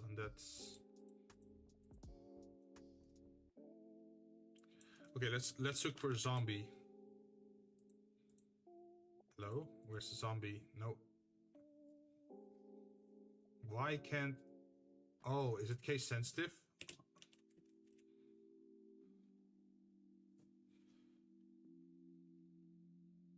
It is not sensitive. I don't think there are monsters you need to face. You just need to craft it and the magic skills with the amount of your mana. Oh. But does it send you on the ground or... Like, how does it work?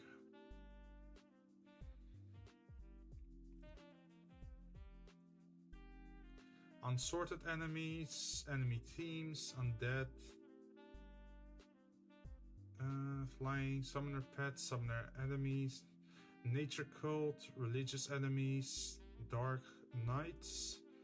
Monstrosity enemies, no. Orb enemies, no. Astral plane enemies, nope. Arctic enemies, mounts, fey enemies, abyss enemies.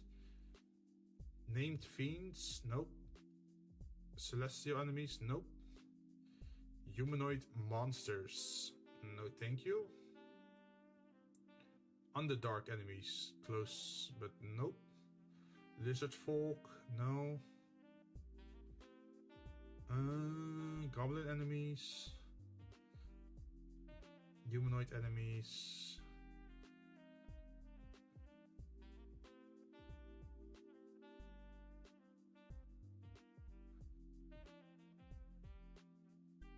Wait, undead enemies.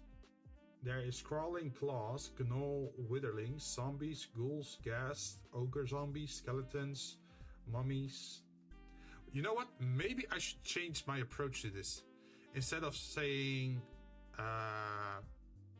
it works like this, we could just say like, oh, they have been turned into undeads.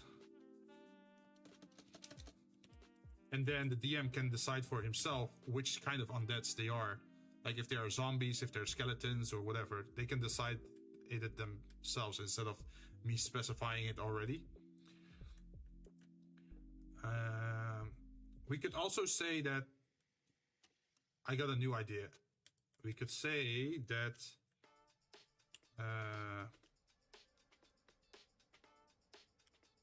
they have been killed by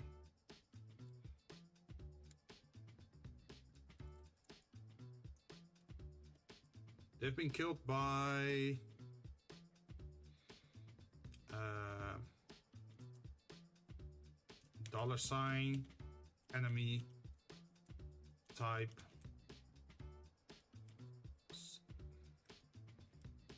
wait, why does that work? Enemy type, what is going wrong? Enemy type, okay, it's all written in small letters.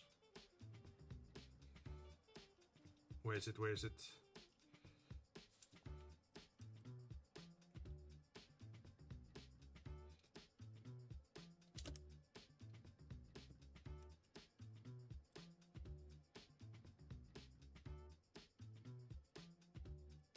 They have been killed by enemy type. Is that enough? Just to say that they have been killed by an enemy type?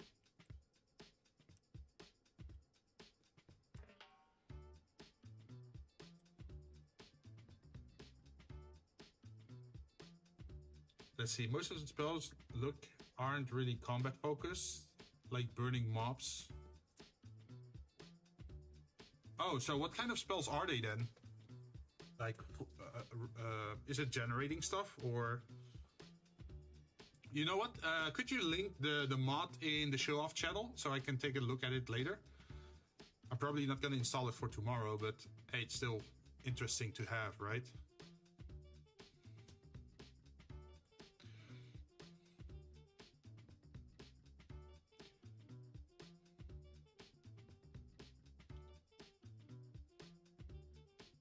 I think it's nice to always be able to figure out what has killed them, right?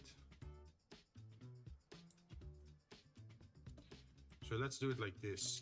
Let's remove this.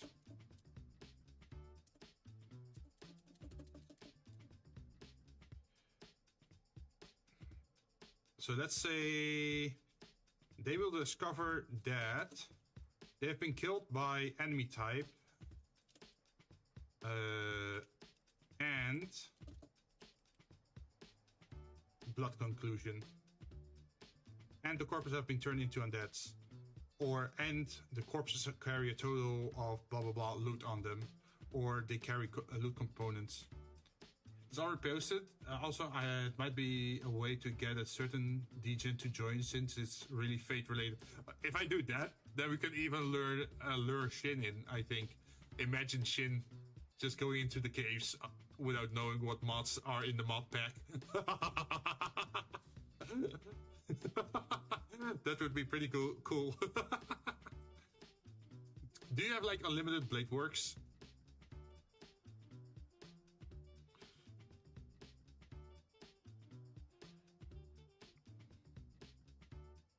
Okay, so we did have this thing here. Generate undead minions. We can still finish that. Skeletons.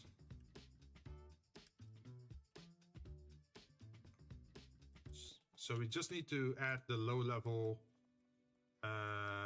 monsters to it, right? So zombie.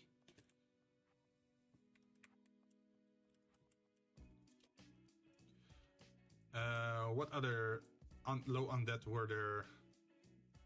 Let's see. We have zombies, we have ghouls, and we have ghasts.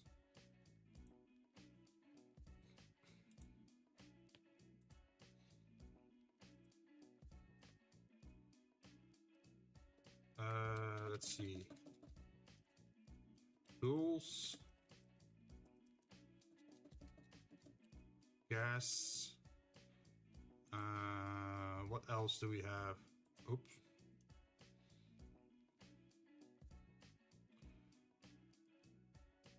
Shadows.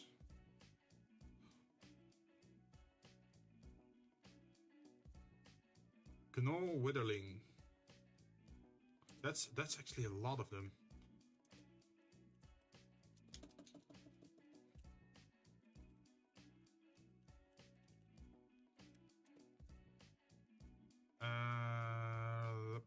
What else is there? Jinn, watching you is making me a little less sick, and my medication is also helping. And John likes monkey. What are you doing? I'm making a DND generator where if I input certain code or commands, that if you press on the generate encounter button, it will generate an encounter for you to fight in DND, pretty much. For once we're gonna start playing D&D on this channel. But this is like preparation for that. Let's see. We have zombies, ghouls, ghast, ogre zombie. Ooh, ogre zombie sounds cool.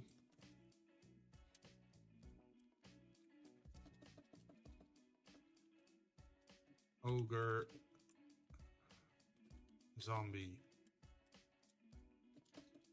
Next to ogre zombie, there was also minotaur skeleton. Oh, that sounds tough. Minotaur skeleton. And then what else do we have? Zombie, ghouls, ghast, ogre zombie, skeletons, minotaur skeleton, and whites. Whites. I call it Walmart because the weapon you spawn or shoot are from your ender chest, And your inventory, so it's a bit balanced. Wait, do you lose your items? Did you do dragon or undead dragon? I'm gonna add that later because dragons are pretty powerful creatures, so you don't want to spend them, like spawn them and in like large quantities, right? So that should be reserved to special encounters and not just that you randomly encounter them in a cave, because then you're pretty much dead, right? But I am planning to add dragons and other types of creatures as well to the generator. But we're starting with undeads because those are the most typical enemies you will encounter. Let's see, there's shadows or will-o-wisp. Okay, let's start with shadows. Shadows. Why is my W not working? And the other one was will-o-wisp. Very specific. Will-o-wisp.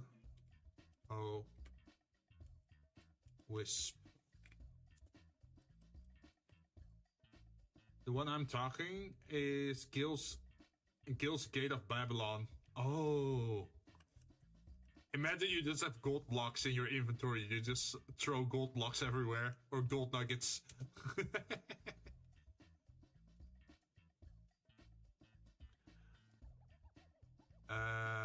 Let's see.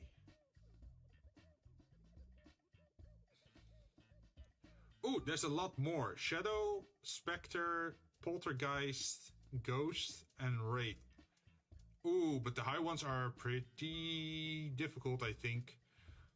So let's say Spectre and Poltergeist.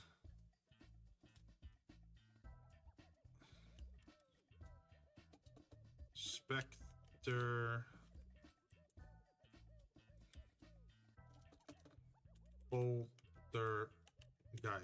I think that should be enough, right? For just undead minions. So we at least have a result for it.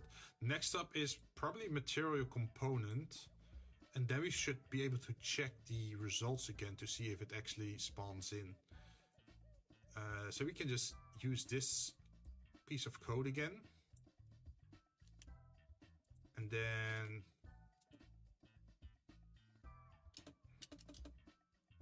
we add this. And then we call it material component with a small m. And then generate material components, and then we have to copy this over down below. This has to be the same name. Generate that, and then it's we should type out the options again, which is way different. So yeah, you can play as Gil until you run out of mana, prana, before getting shanked by the Dweller, or and it only shoots weapons.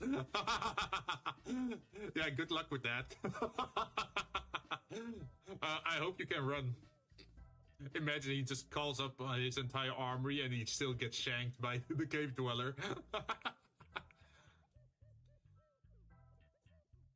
Let's see, you should add a certain short green guy that likes stealing in Save the King.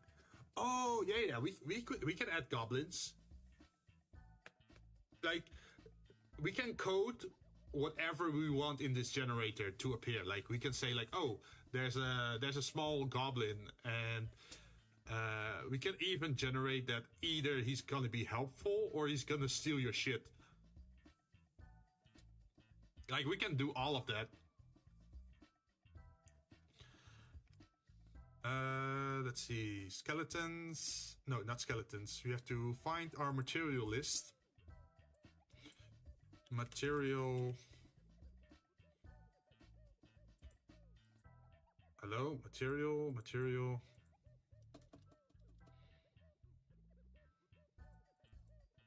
I think material component was at the bottom.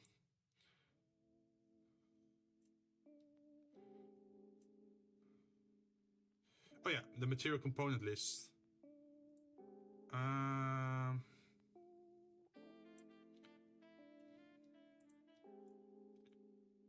Okay, so maybe we can let ChatGPT do this for us, so we don't have to do it by hand, because having to type that by hand would be a huge pain, and I don't want to manually type that. So let's see if we can. Could you type out this list so that every line starts with and ends with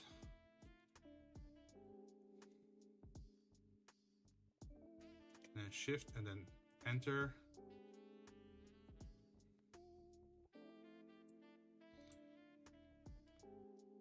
And then we're gonna go back into our code and we're gonna grab this thing. We're gonna copy that over. Every line starts with this, and then where's the other one? Gonna grab this piece, and then ends with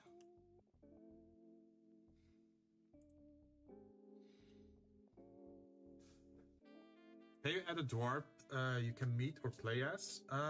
Wait, in the generator?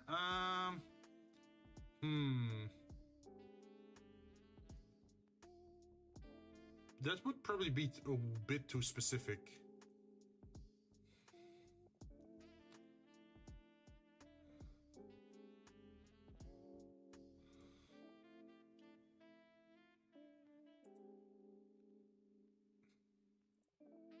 Okay, let's see if this helps or if this works.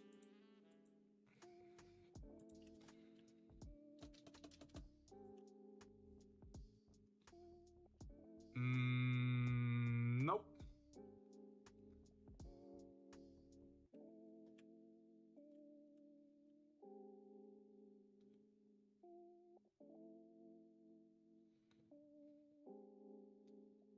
Okay, let's try again.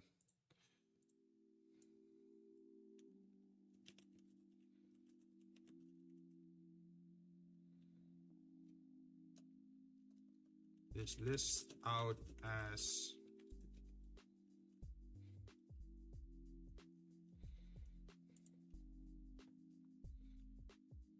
and let's say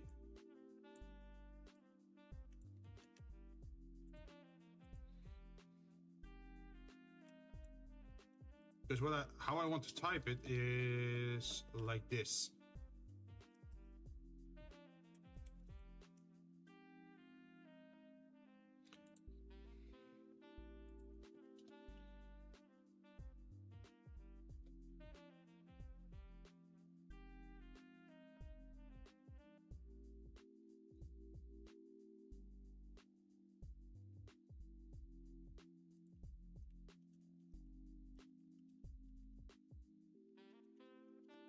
Let's try again.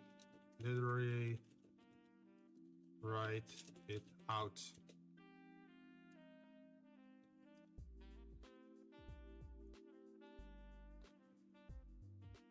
Why are you not listening? Apparently there's a caliburn or weapon that you can keep increasing its power, by the way, to raise it so it's freaking hard. And wait, so like growing weapons or like evolving weapons?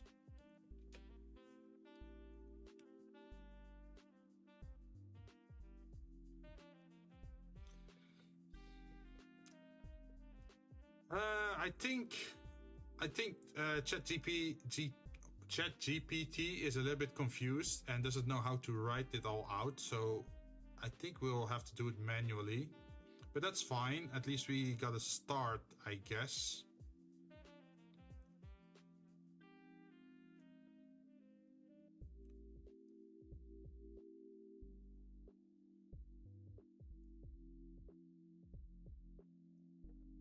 Yeah, like it increases damage, but from how I see it, it's not that easy. Oh, is it like Frostmourne? The more you kill, the stronger it gets. Okay, let's just copy the code and then manually adjust it, I guess.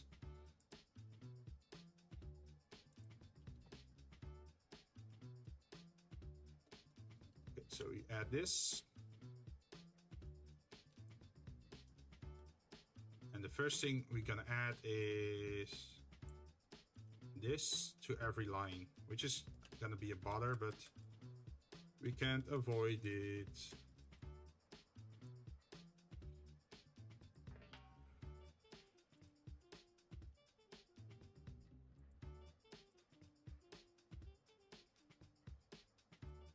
And then hopefully it fixes itself afterwards.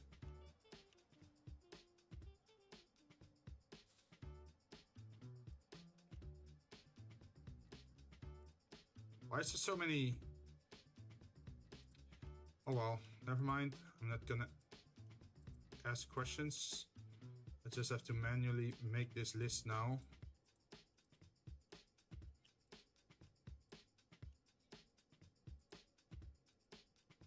Fork, screw, cricket, crystal bead, crystal hemisphere, crystal glass or cone,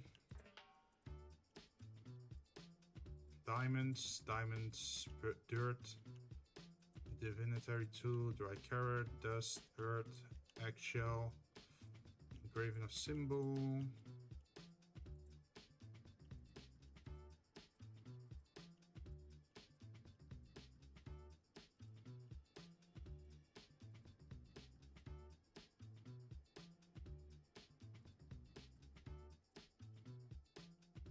Once this is ready, we can run the code and then see how it works so far.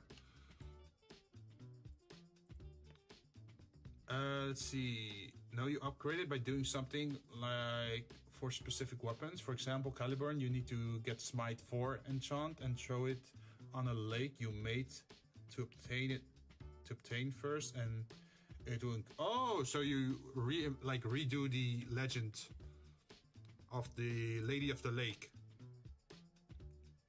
Are capped, so you need to a nether star or some other material to upgrade it capped. Ah. Well, you can just share it. If it's for the right version of the game, then we could try to get it added. But I do know the more mods you add, the more unstable the game usually gets.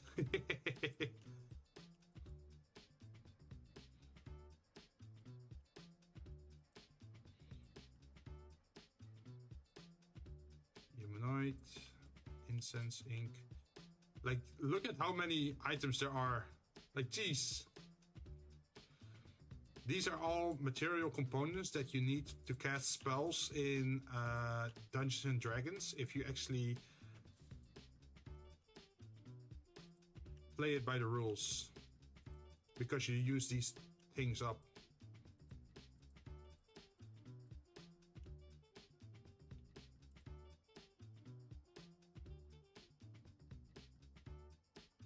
Wait, did you say Smite is 4? That's 5. Oh, yeah, V is 5, sorry.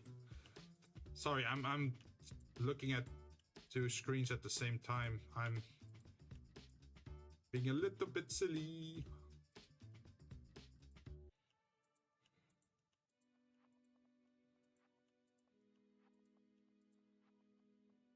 Oils.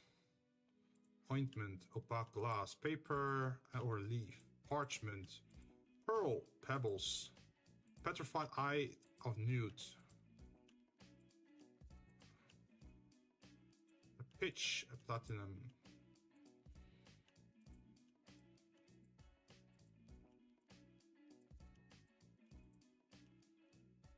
A red dragon skill.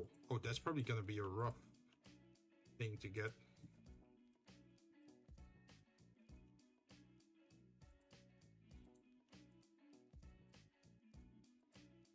Wait, I wonder, can I press down and then what's the thing again to go into the start of a line? Is it page up? No, it's not page up. You know what? I'm almost done with the list anyway.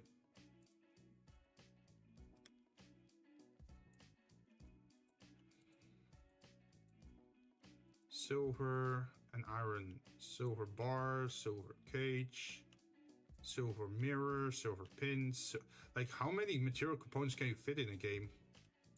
Imagine like a wizard having all this junk with him just so that he can cast some spells.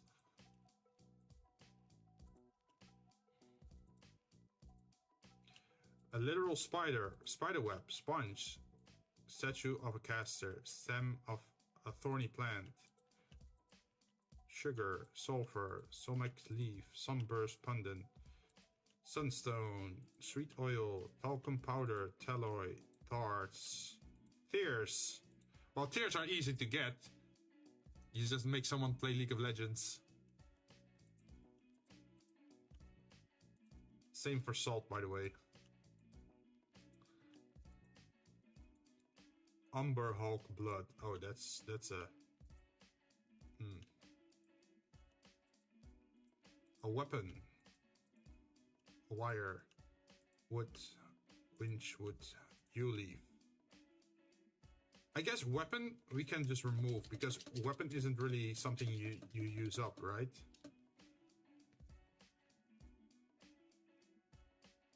Technically, the only way to get the Nether Star is from fighting the Wither, which you need 3 Wither Skulls from.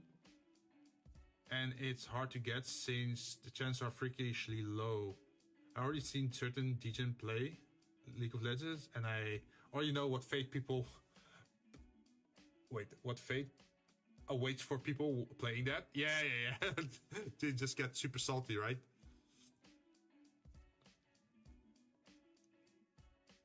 Okay, so now what we have to grab is the other thing, this one, and type it out at the end, like this.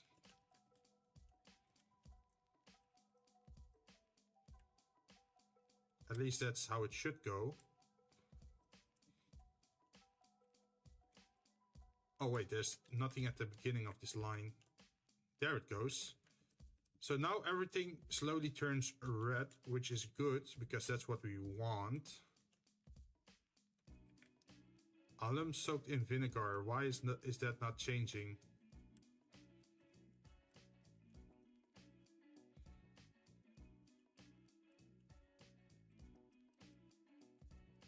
We'll figure it out in a bit, I guess. Is it because of the in?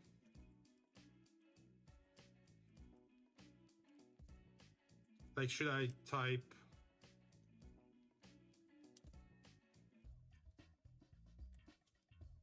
What's going wrong here? Expected to match from line instead of alum. Oh, it thinks alum is a special thing? Okay, so what if I type it like this?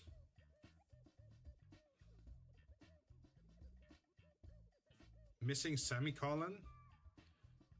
No, alum is not something special here.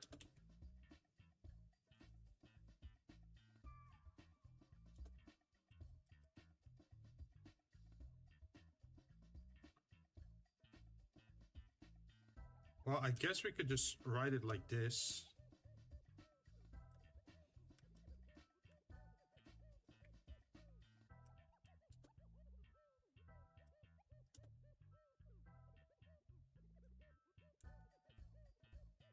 So why is it now being weird over here?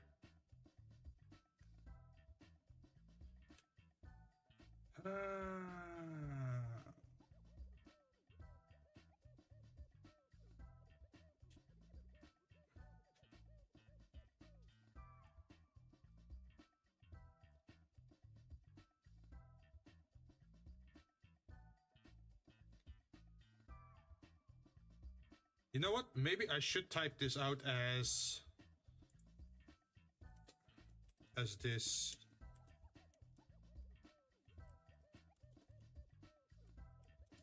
Right?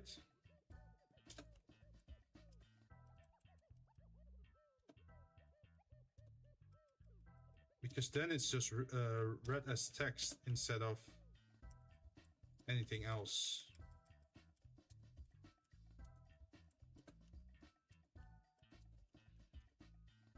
Damn, I have to rewrite it. Wait. Can I make ChatGPT do that?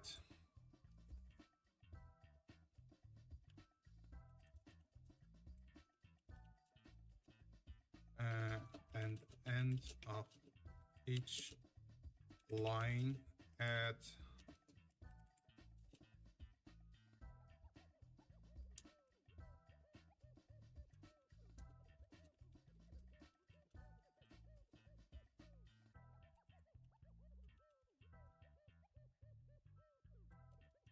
Adaman.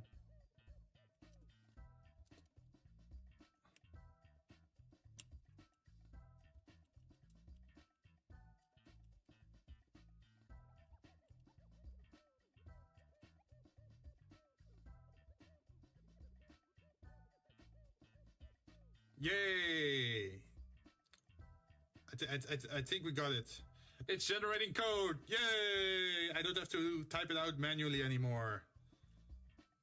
I just have to wait for it to just finish generating, and then we can just plug it in instantly without any problem.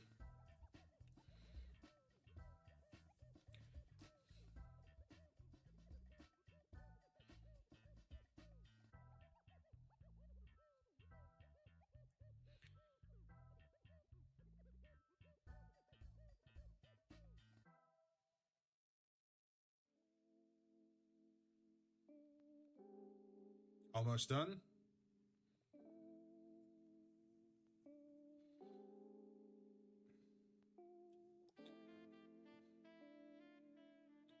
Twig from a tree.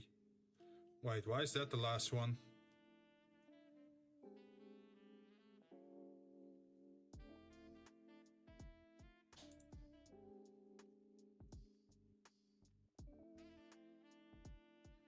Okay, now it's done.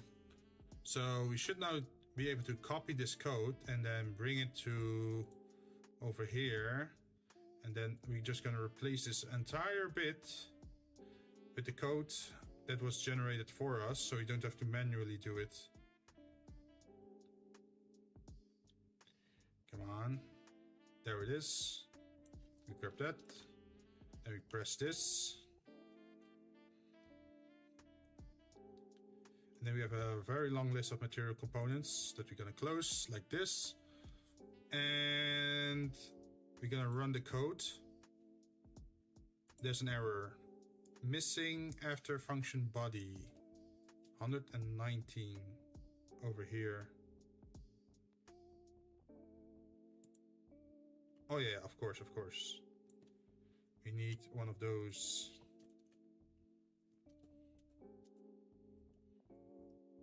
Run. There's another one.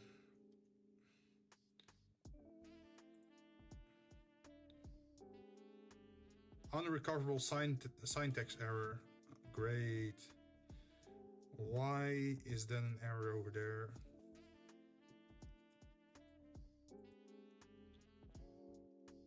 Run.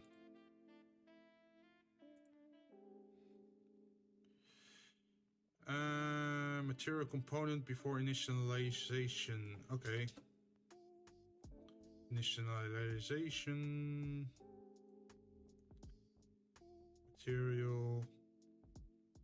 Material component. Where are you? Material component.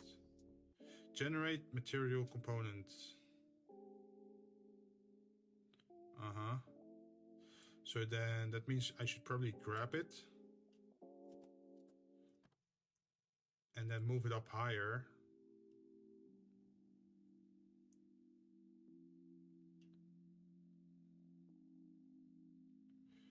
Generate crystal type.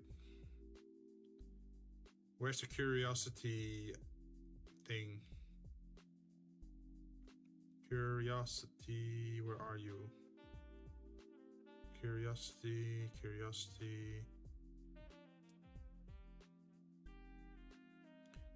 Random option. Generated metal. I already seen. Oh wait, sorry. You already said that. Sorry, I thought a new message popped up. Undead minions, difficulty index. Generate loot, vowels, generate find, generate strength, survivor status, generate wood, random option.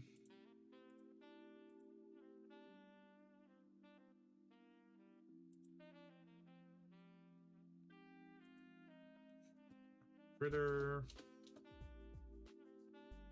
random animal, party size,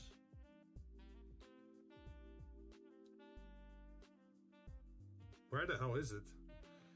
Huh?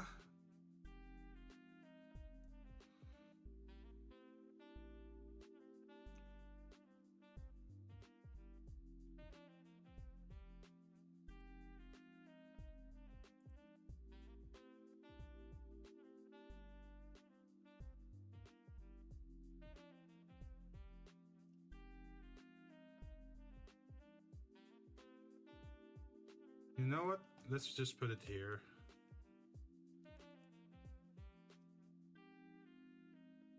Oh shit, it grabbed everything. No. That's not good.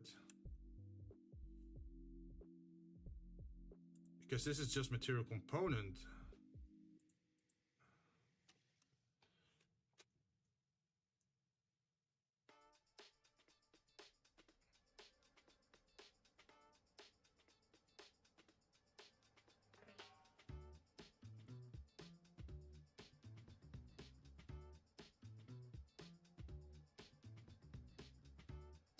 Okay, so there's something weird going on here.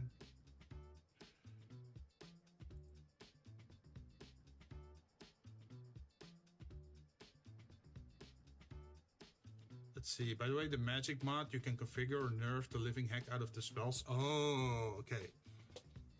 That's better. Okay, so we got the curiosity here. We have the holy symbol here. We have skill damage, and then we have material component over here. So why did it do something weird there?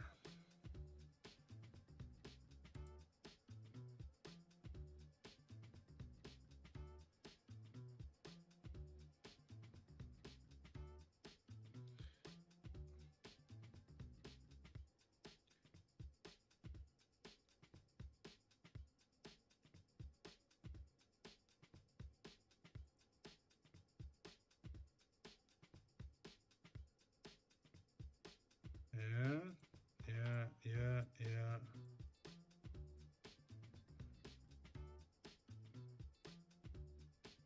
We are missing something somewhere again.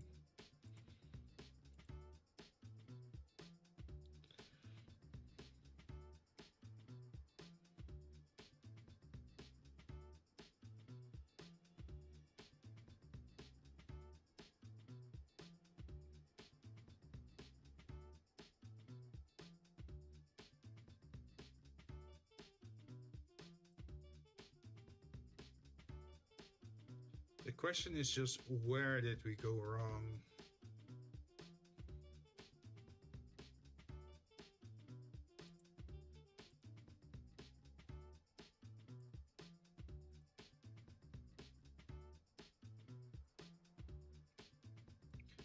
Generate curiosity is going well.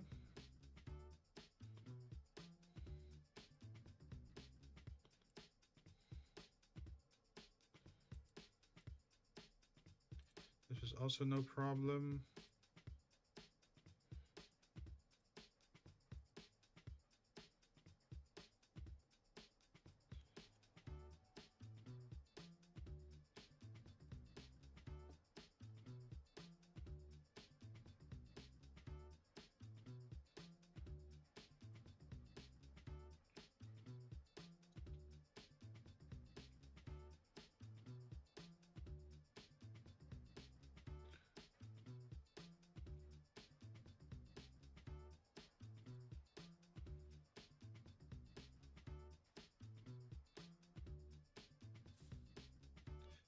Unrecoverable syntax error.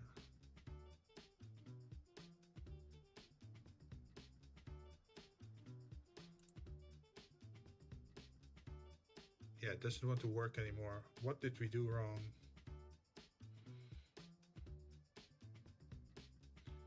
Generate critter, generate.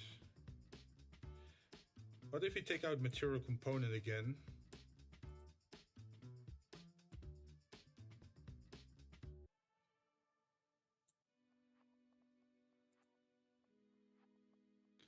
Like, let's pull this out. Wait. What's happening there?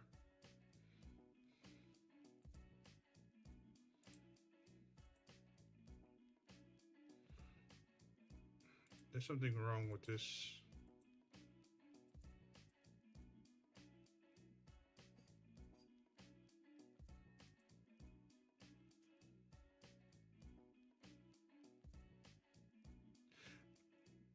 Ah, okay, I think I found it.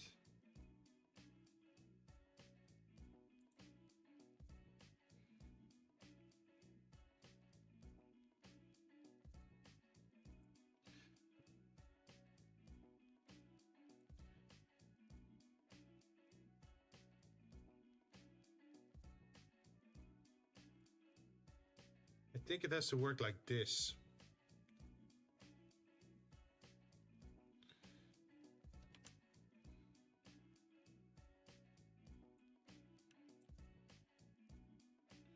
So now if we close it,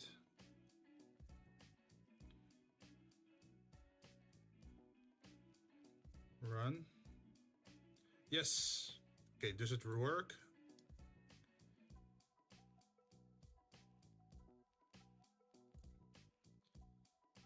Okay, so now we got a test text, which we can read, of course. As a strong wind blows towards the south in the evening of a sunny day, the party comes upon a haunted rock wall. You feel the air growing colder as you approach the rock wall.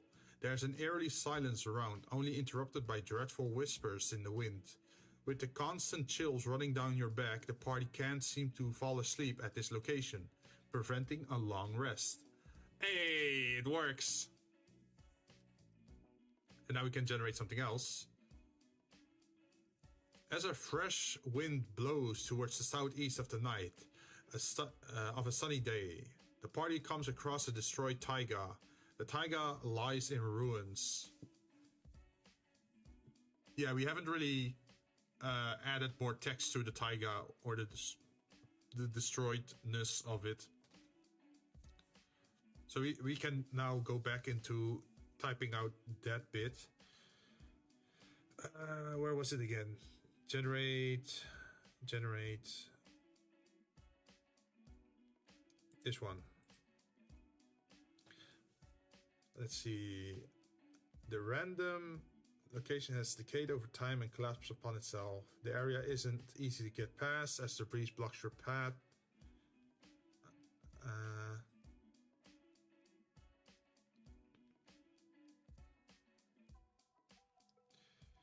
The party might have to roll several strength and skill checks.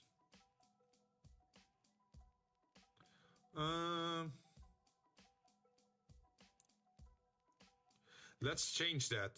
Like the party might have to roll.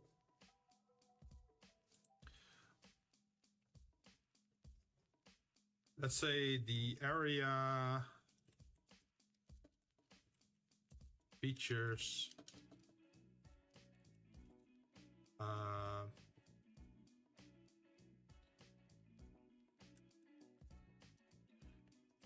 the area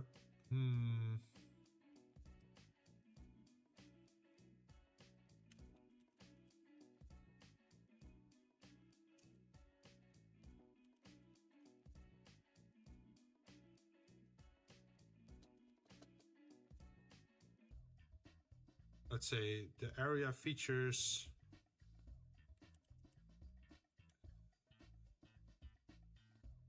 jumps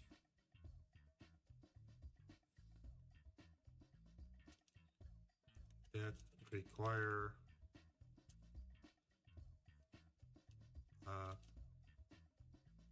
skill check.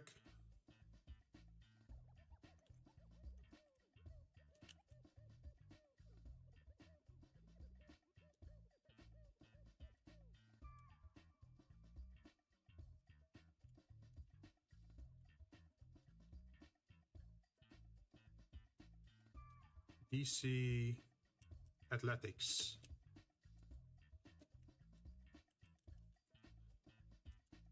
Check. Wait, did I write that correctly?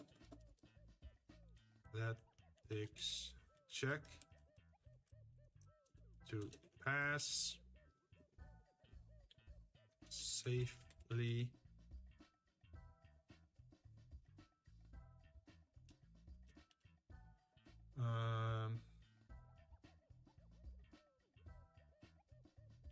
to pass successfully, failing the jump,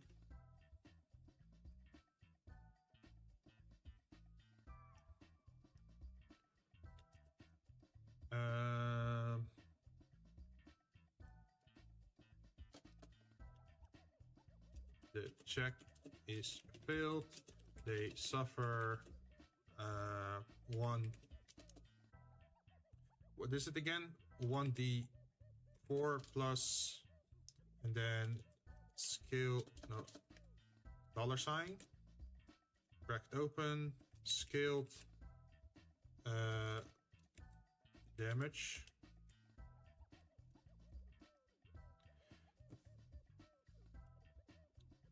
Bludgeoning damage, right?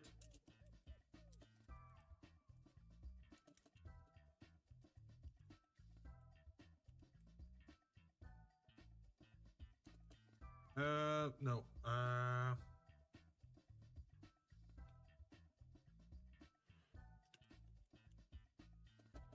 Should we call it bludgeoning? Because that's just gravity. Or otherwise we could say like, oh, you're falling on like sharp debris, which is piercing damage. If the check is failed, they suffer 1d4 plus skill damage, piercing damage.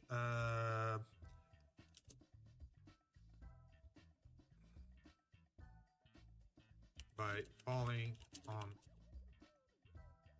sharp objects in the area.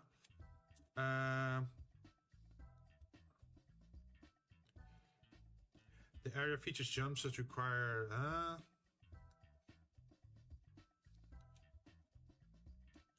the debris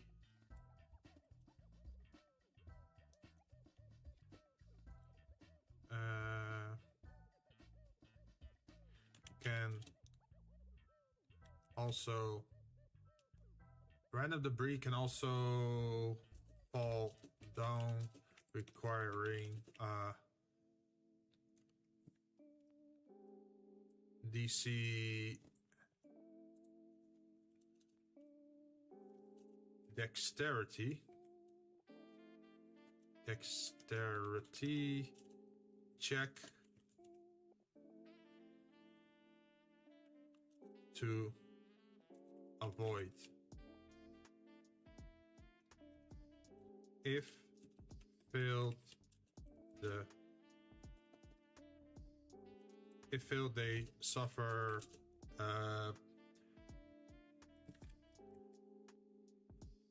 let's just pick the same thing.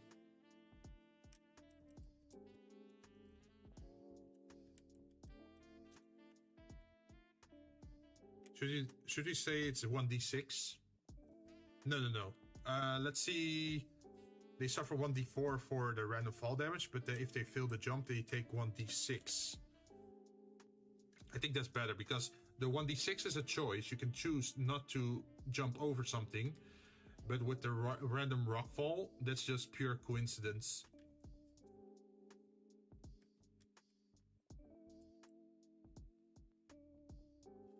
To avoid.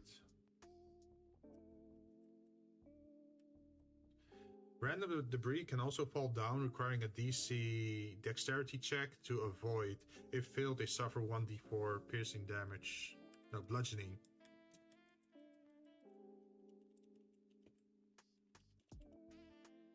Okay. Run. Hopefully we can get it to appear. Okay. Okay, so this is another text.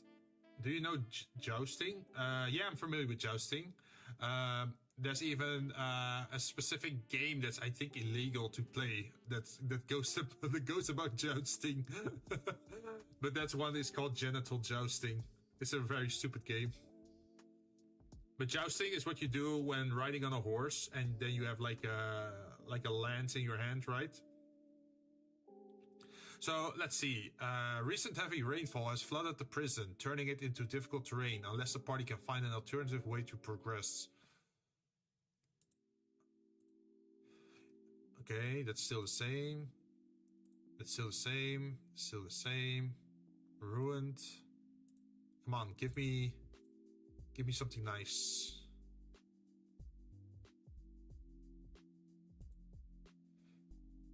Oh, here. This is the noxious text now. The crypt is covered in salmon pink colored smog. Mysterious toxic pools surround the area. Whenever a player enters this liquid, they must make a DC 12 Constitution check, resulting in 1d4 plus 2 poison if failed. See, that's a pretty cool text, right? We can even maybe use a different paragraph style or like font type for like these checks. Like call it P4 or something and then make it orange.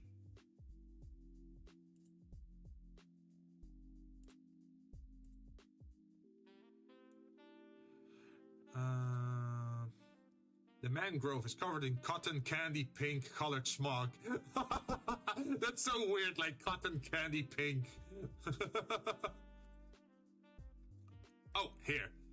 A fresh wind blows towards the south in the afternoon of a sunny day. The party finds a collapsed river. I'm not sure how a collapsed river works, but yes, it's a thing. The river has decayed over time and collapsed upon itself. The area isn't easy to get past as debris blocks your path. The area features jumps that require a DC 15 athletics check to pass successfully. If the check is failed, they suffer 1d6 plus 2 piercing damage by falling on sharp objects in the area. Random debris can also fall down, requiring a DC 15 dexterity check to avoid. If failed, they suffer 1d4 plus 2 bludgeoning damage.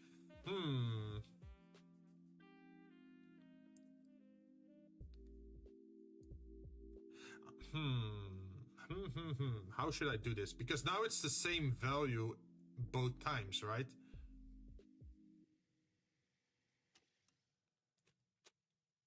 And I don't want it to be the same. Like, don't want it to be entirely the same. So maybe for the skilled skill check, we have to do something else. Skilled. Where is it? Function, generates, calculate skill check. Yes.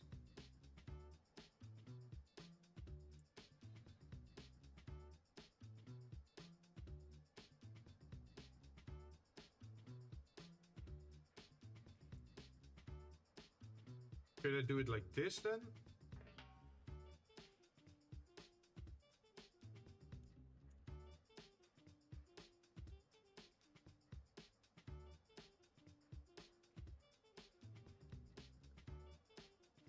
This at work. If I put that in here.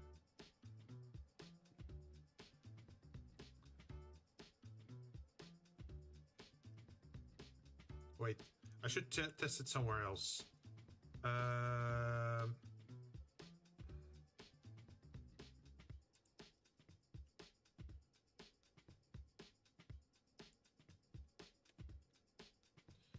Okay, let's see if we can test it like this. If it gives another number or not.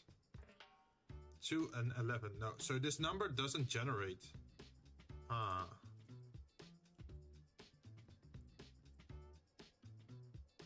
What if we run it and now generate?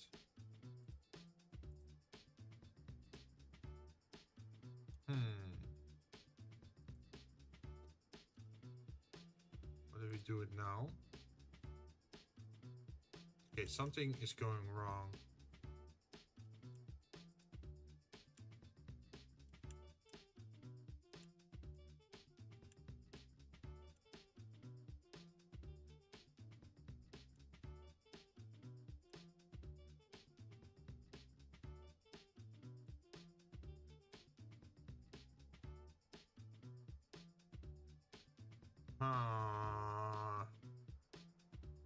What I want is that each time it's called upon that it generates a new random number, so it isn't always the same. Because now the DC 12 here is the same as this one, but I want it to be different values. How do I do that?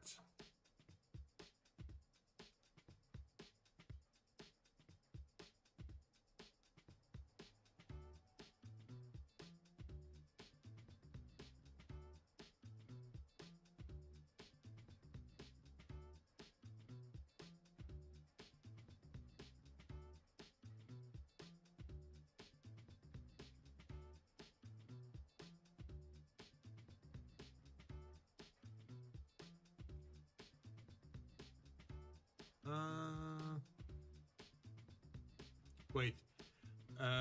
Jousting. Apparently it's needed for Maho Tsukai to enable certain lances to be used, which I'm definitely sure is gonna be OP. Yeah, but we're not trying to make things OP. We're trying to nerf everything so you feel like... so you're in trouble whenever you're playing Minecraft and you're not well prepared. Like, if you're super strong, then it takes away the fear element, right? You actually want to flee or run or try to stay alive. If you can just one-shot enemies eventually, then it's no fun, right? At least that's how I think about it.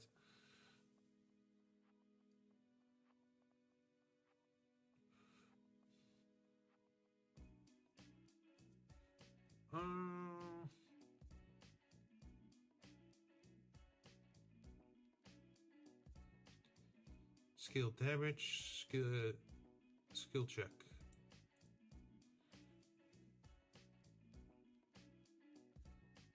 I thought that if I just grab this, calculate skill check, that I could make things appear. Let's see what happens if I do this. Run. Generate. Roll D8 is not a function. Roll D8 is not a function. Wait, they're saying this is not a function? I thought I made it a function. Yeah, there's here, roll D8.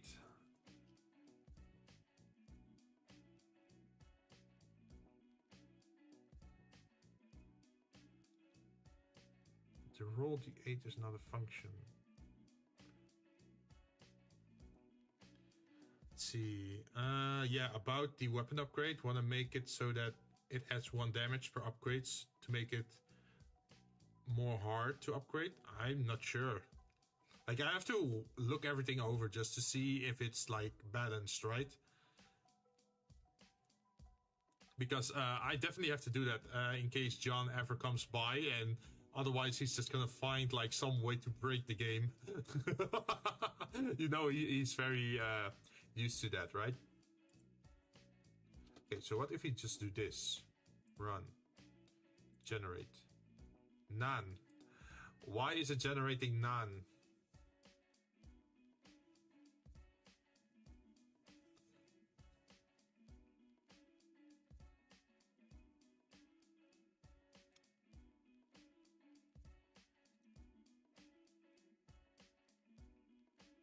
Do I have to do it like this?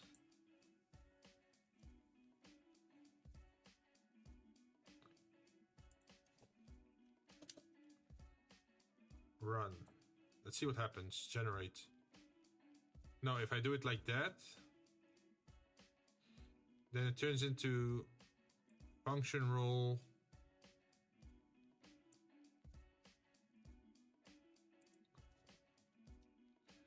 But if I do it like this, it generates none. If I take this away, what does it then turn into? Also in this weird thing.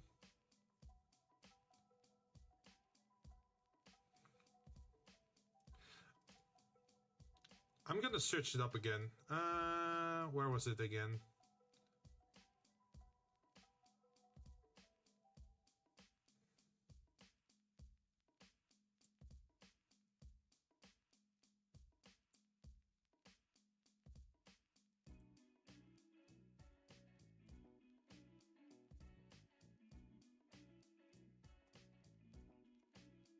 Let me look it up. How do I use this code so that every time it's called upon that it gives a different value?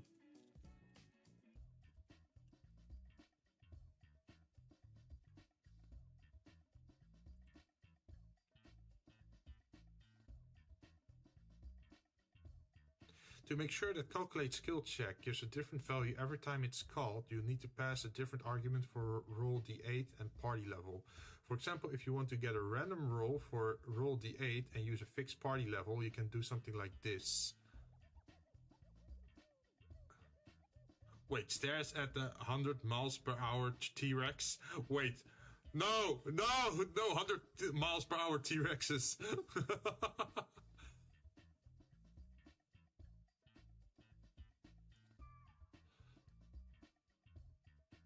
Change this to your desired party level, constant skill check, result, calculate skill check party level. Constant random roll is D8. Return random roll plus party level. Random roll is the roll D8. Party level is that value. Skill check result is console log result. In this example, roll d8 regenerates a random number between 1 and 8. The calculate skill check function then uses this random roll along with the provided party level to calculate the skill check result. Each time you call upon the calculate skill check party level, it will give you a different result because roll d8 is called within the function.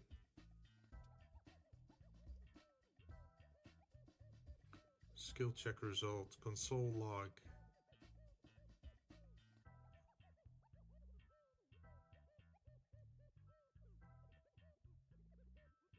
Ooh, okay, that's a little bit... Okay, so the function stays the same for the D8. The function stays the same pretty much for... No, it does not stay the same. Function calculate skill check. There's a constant...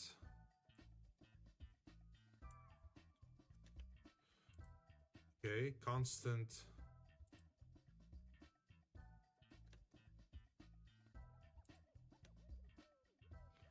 Like this. 6 random roll. Plus party level. Why does it call it random roll?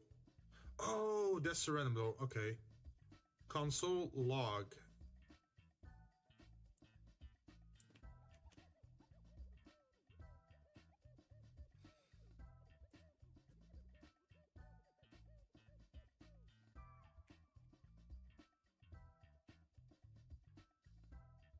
Skill check result is skill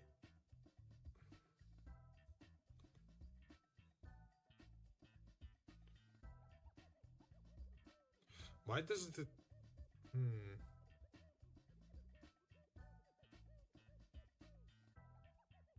Okay, so I changed this one random roll, and that's equal to that.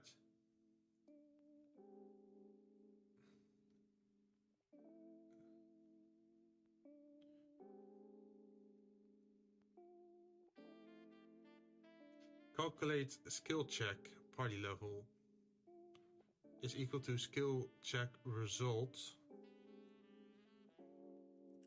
So what I should do is console log and then skilled skill check. Is that how it goes? Feels a little bit weird, but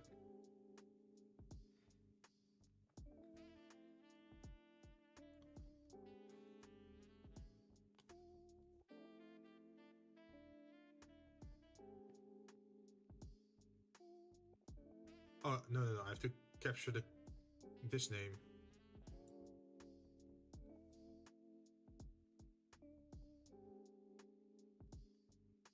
And then we change this to just party level.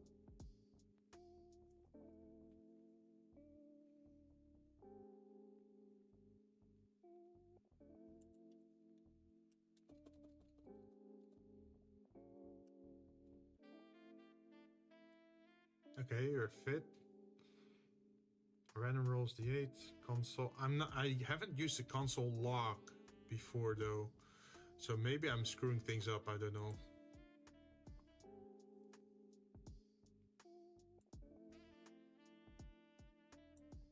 Well, let's run it. Skills check is not defined.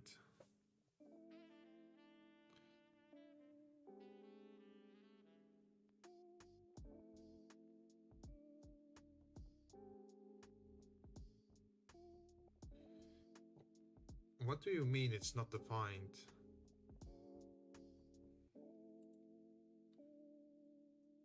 Because here, over here, it's written out. Oh wait, it's in the text. Okay. Where is it? Where is it? Should be somewhere in there.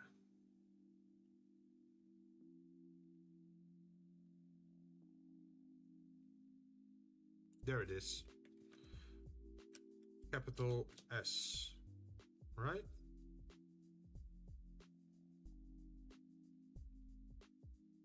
Calculate skill check. Did we rename it? I don't think so. Let's just copy it over from there.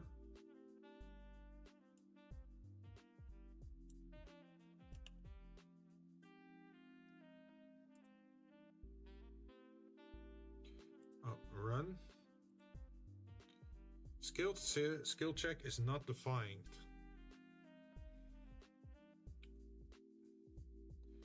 So I guess we wrote it down somewhere incorrectly.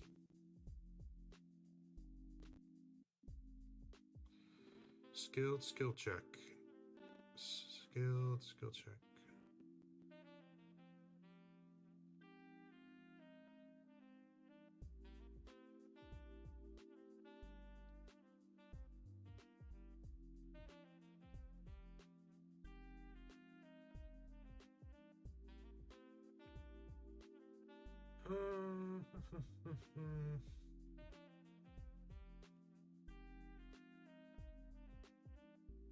Oh.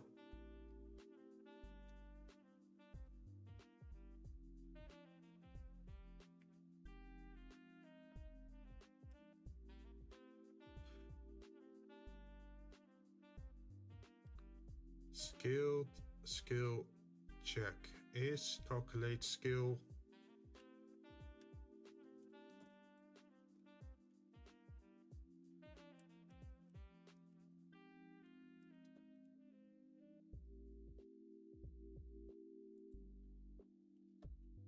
There we go.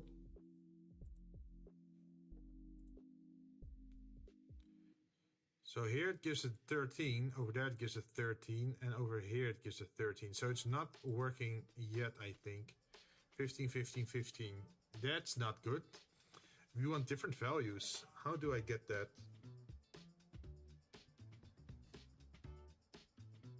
Am I missing something? Constant skill check result. Party level, random roll. Wait, do I add this all the way to the bottom or something?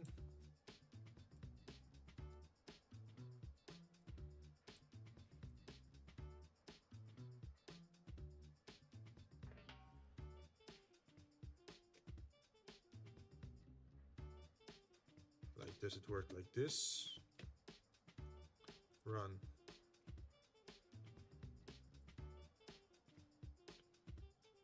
Nine. Okay, no, that doesn't work.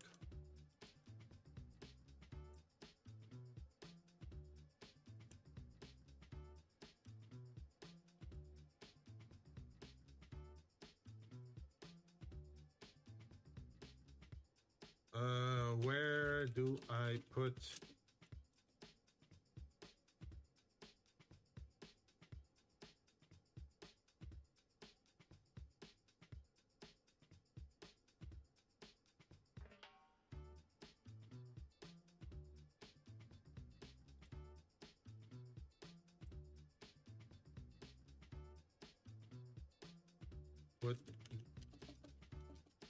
would this work?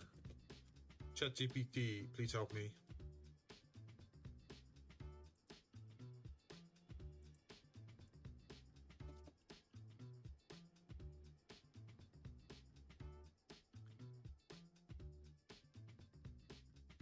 You need to define the role D8 function for this to work. Assuming you have a D-roid function, elsewhere in your code, this should work.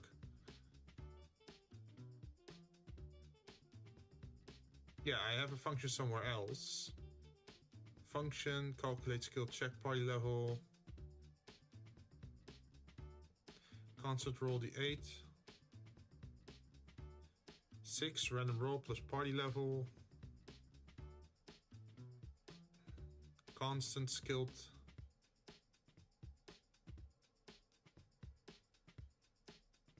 Wait, the constant is below?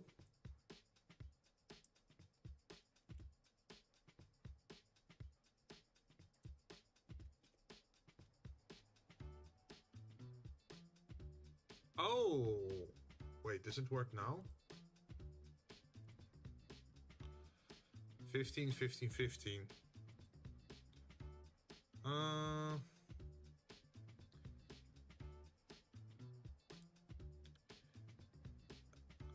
I think JTP is misunderstanding what I mean. I mean if I type where is it? Where is it?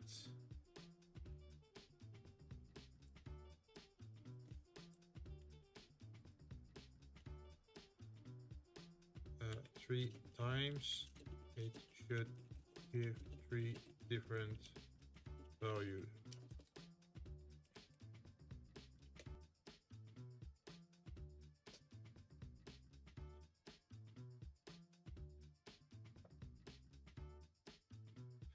Oh, there's a... Oh, cool.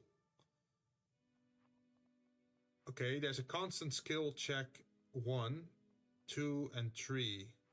And then it logs those 3. Okay. Let's see if that actually works. Let's insert that into our code.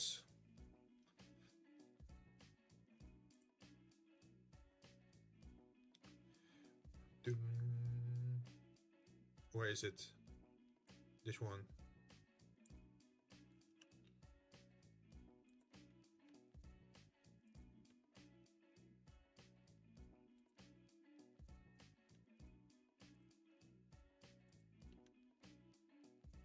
Run. Generate. Skilled skill check is not defined. Again.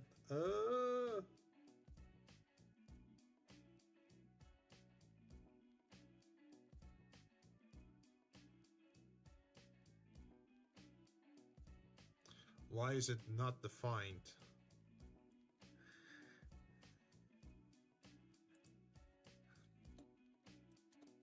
Can I...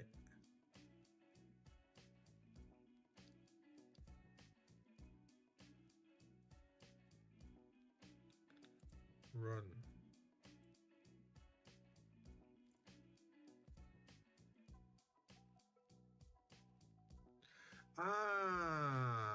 Okay, I get it.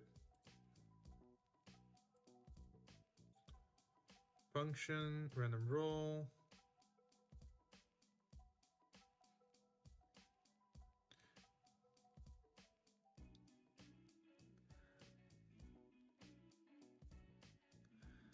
Okay, so we have the D8 function. We have the function calculate skill check party level. Roll D8, 6 random roll party level. Yeah, that all works.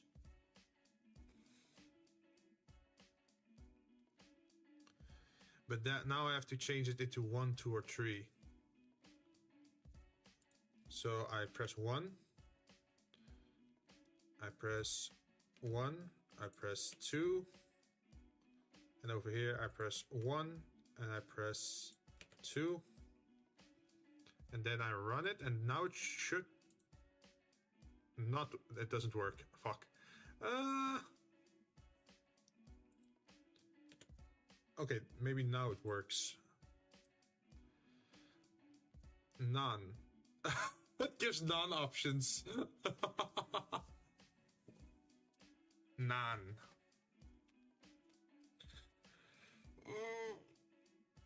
Maybe because I removed the 5 in between. Where is it? 5, 5, 5. Does this work? Give me an option. Give me something that works. Oh, here. There's a DC 13. A 13 DC. What was the definition of DC again?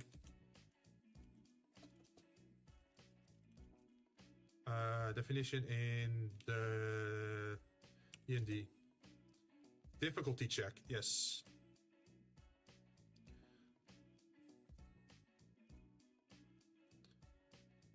Okay, so those values just happen to be the same.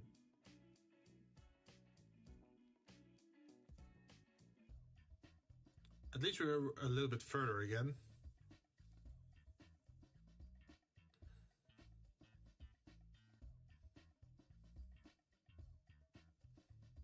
Skill check 1, skill check 2, and then there's 3. Which we can remove for now because we don't really need it over here.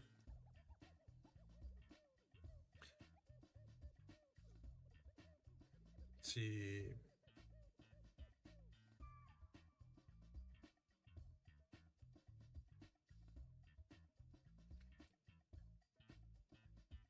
Blood soaked.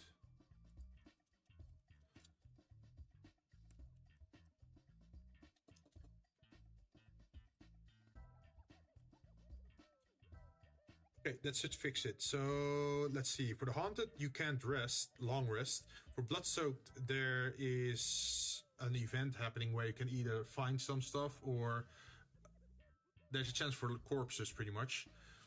Flooded means it's difficult terrain. Collapse means you have to make jumps and have dexterity problems. We don't have anything for Shadow Fallen.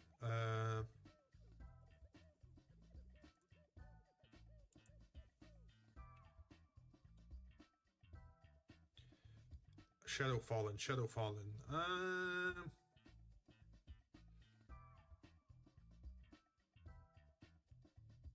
I don't know.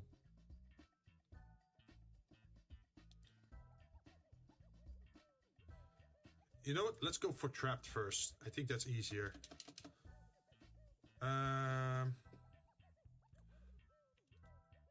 Unbeknownst to the party, the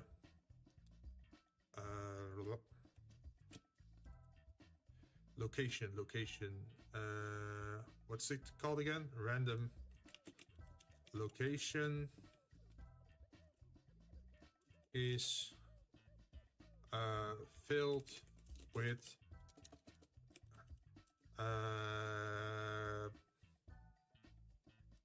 traps.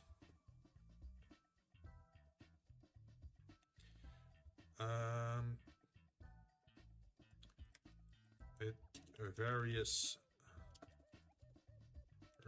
traps.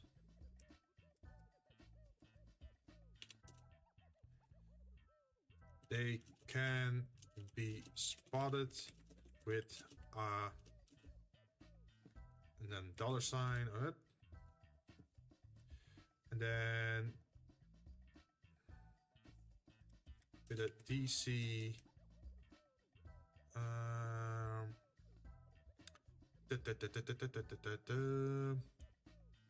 skill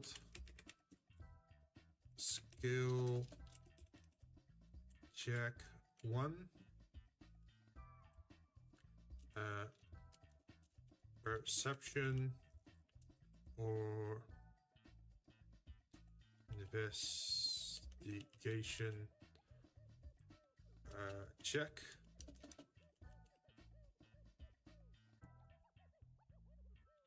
Unbeknownst to the party, the random is filled with various traps.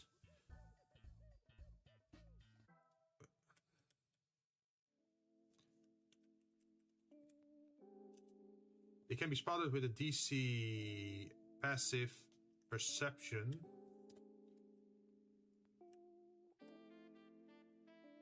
Or investigation check. Should we make it different? Let's see. Unbeknownst to the party, the location is filled with various traps. It can be spotted with a DC and a skill check. Passive perception.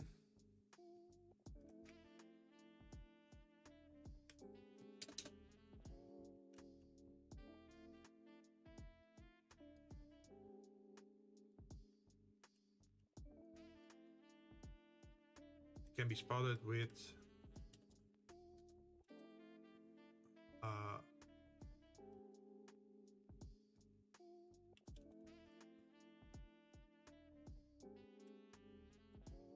or DC investigation check.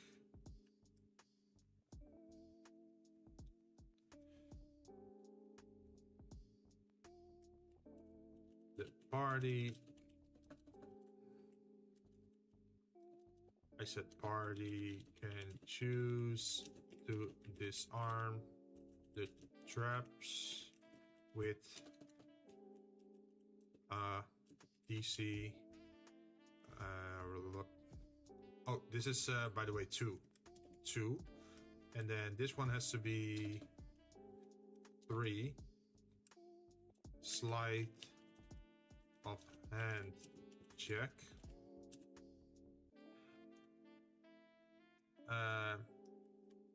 If triggered or failing to disarm the trap,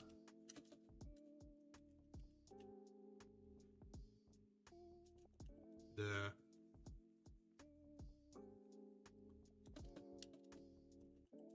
party member takes skilled damage.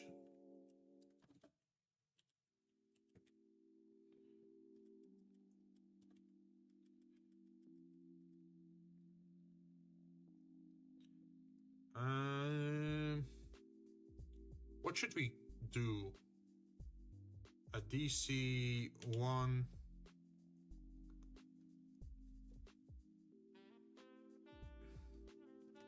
One plus D6. Wait, 1d6 plus skilled damage. Dot. If triggered or failing to disarm the trap, the party member takes DC 1d6 plus skilled damage.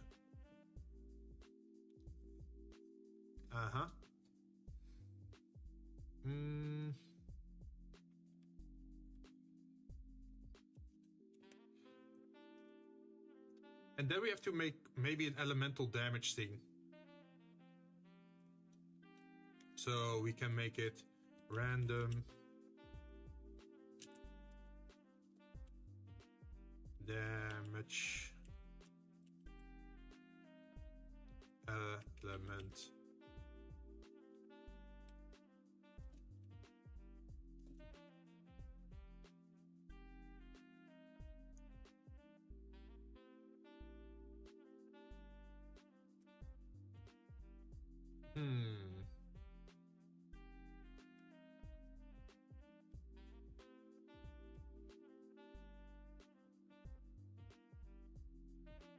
Unbeknownst to the party, the is filled with various traps. They can be spotted with a DC. Investigation check. The party can choose to disarm the traps with a DC, for example, 17 sleight of hand check. If triggered or failing to disarm the trap, the party member takes 1d6 plus 2 damage or...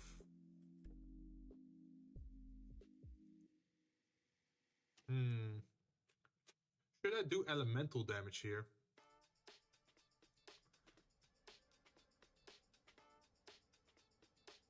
I think I should. Just put in all the elements.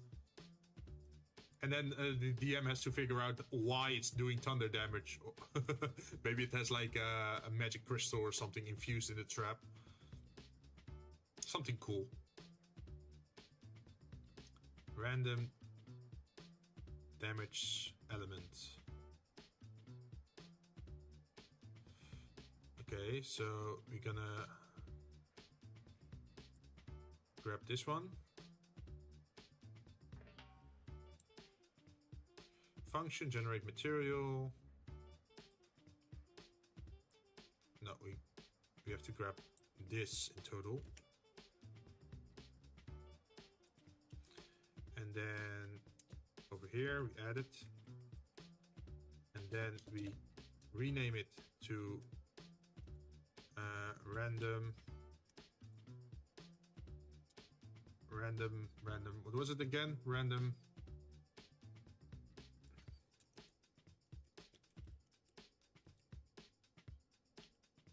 Let's call it random elemental damage. And then over here we also call it that. Random elemental I said damage.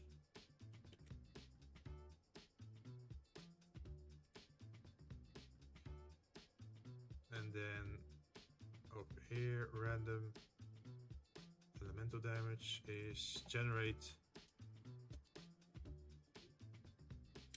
elemental damage. And then we do the same over here. Oh, can't afford to make a mistake. And then we have to look up what are all the damage elemental types. All D&D damage types.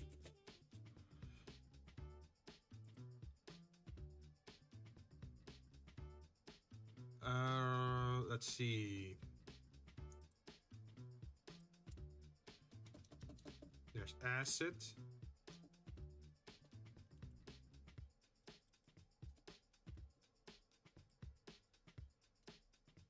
There is bludgeoning.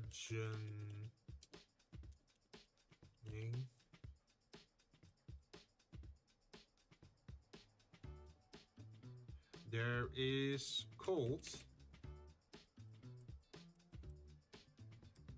There's fire.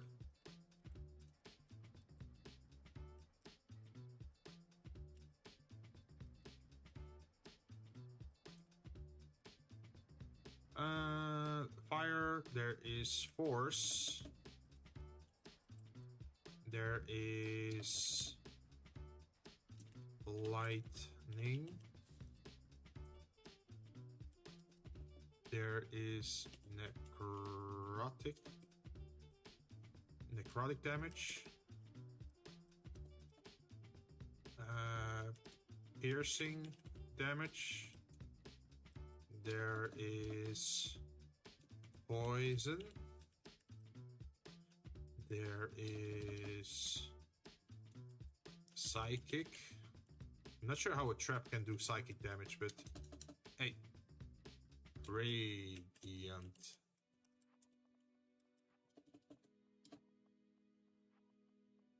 Oh, these are all... Oh, God. Yeah, I put dots instead of... There we go. Now it's fixed. After Radiant, we had Slashing. After Slashing... What do we have? After Slashing... We have Thunder.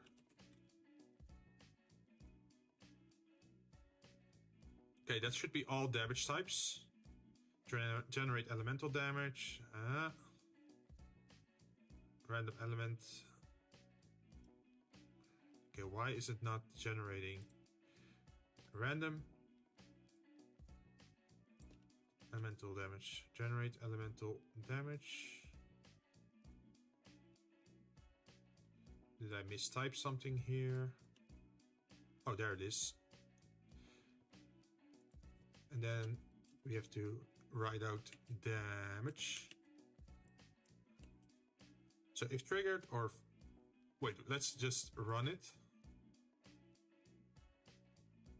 Oh, we're missing another thing over here.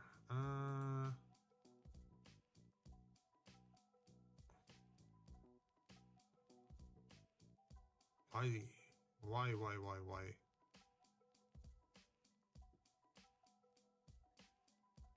Oh, over here. It's this one.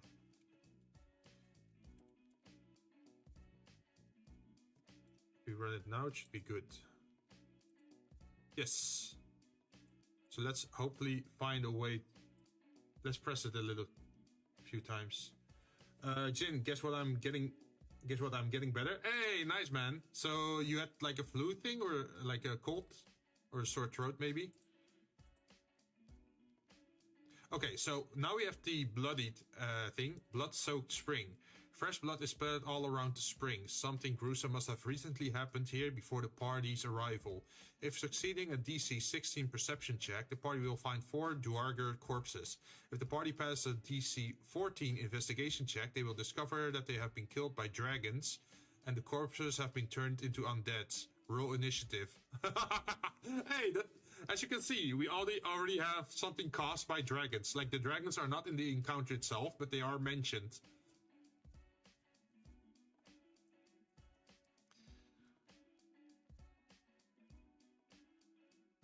Okay, let's keep rolling.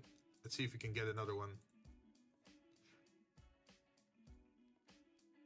Let's see. A moderate wind blows toward the southeast of the morning of a cloudy day. The party locates a flooded sanctuary. Recent heavy rainfall has flooded the sanctuary, turning it into difficult terrain, unless the party can find an alternative way to progress. After getting closer, the party sees the sanctuary is covered in symbols featuring white human skulls, which is the symbol of Myrkul, the god of death. Now, if I can only...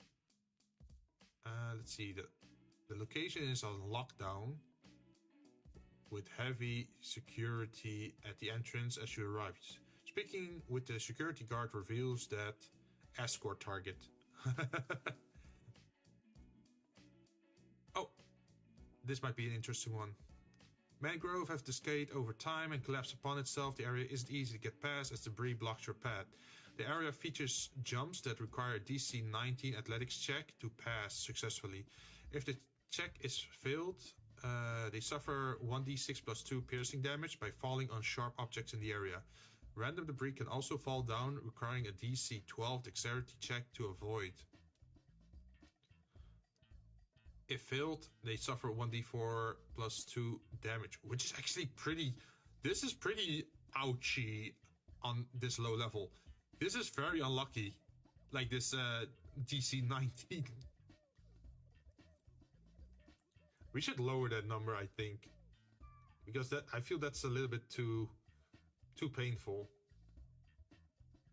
Skill damage. Okay, skill damage is based on... No.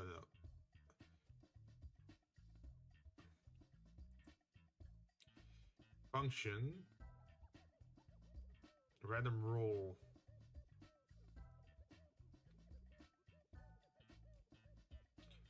So with a D6, the highest check. Let's just give it a try. D6. Run it. Generate. Unbeknownst to the party, the spring is filled with various traps. They can be spotted with a DC 16 plus passive perception or a DC 12 investigation check. The party can choose to disarm the traps with a DC 13 sleight of hand check. If triggered or failing to disarm the trap, the party members The party member takes DC 1d6. Wait, why is it saying DC? Of undefined damage? Wait, why is it undefined damage?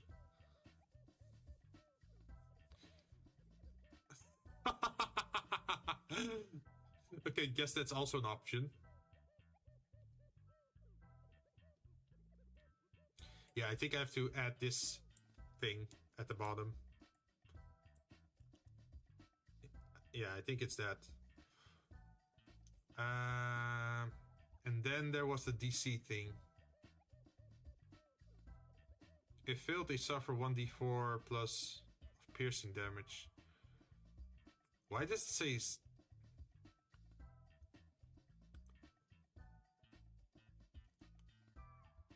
Oh, there it is. Run. Okay, now it should be fixed.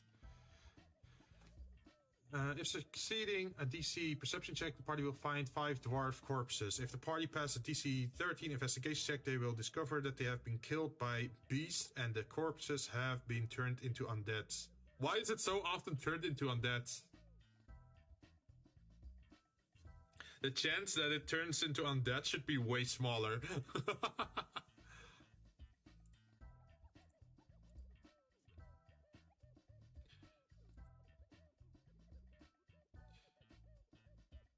The grove is ablaze and burning down fast. If the party doesn't act fast, any survivors or loot could be lost within the fires.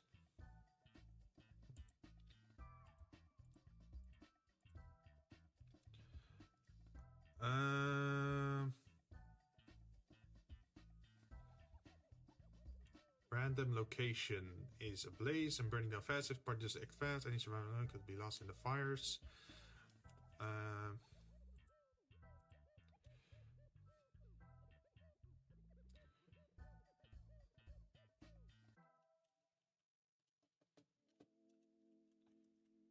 After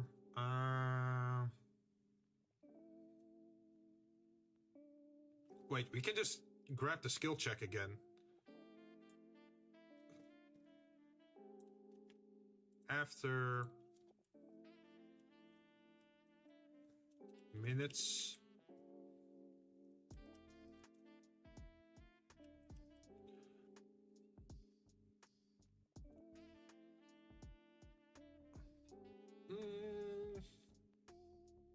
Should I do it like that? Minutes.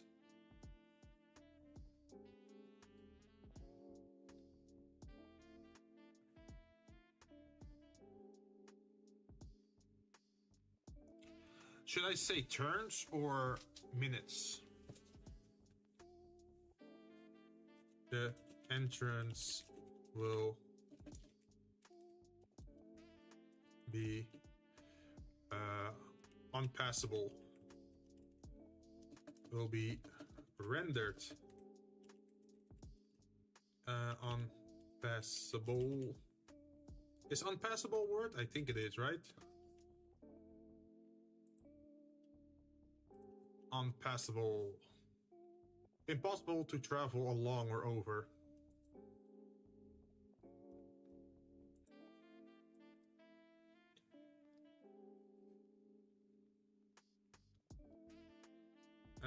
The entrance will be rendered impassable.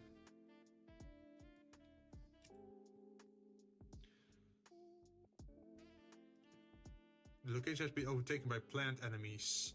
There's one survivor kept prisoner that could be saved. Oh, that's cool. Plants have overtaken the location.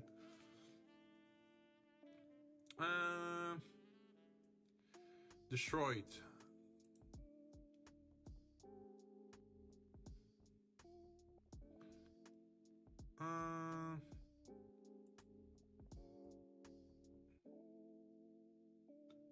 What should we do with the overgrown one?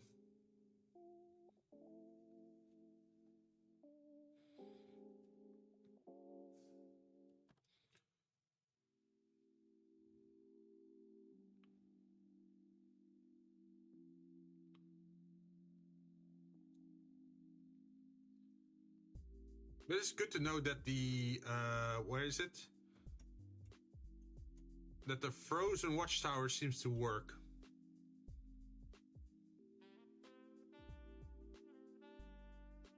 I don't know, I'm not sure how that works. Like, oh, the watchtower is frozen, but it's been overtaken by plant enemies. Like, how does that work together? Like, did they freeze the tower to stop the plants, or something like that?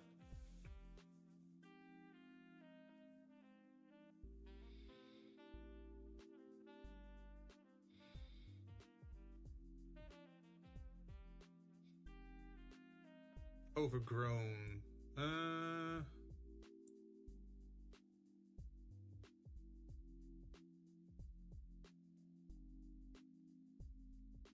Maybe I should also do infested, because overgrown is plant-based, but let's see. Infested would be like insects, like spiders or the like, right?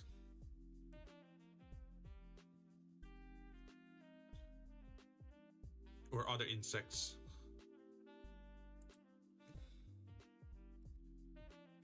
I can just grab the starting sentence again.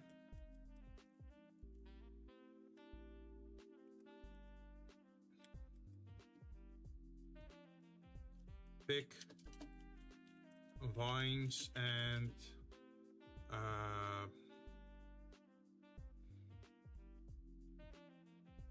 what's another word for vines? Vines, synonym. Another word for vines. Trailing plant? Not really.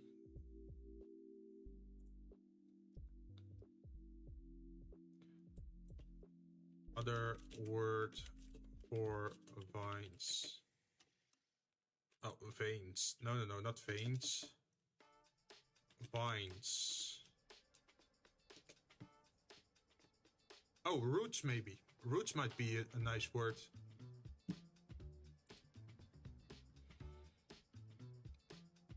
Thick vines and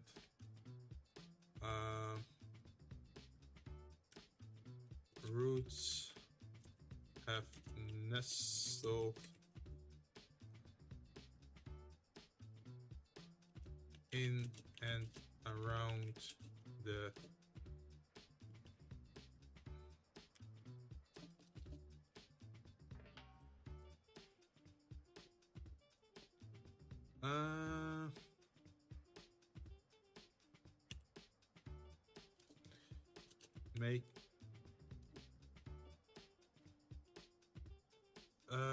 making the area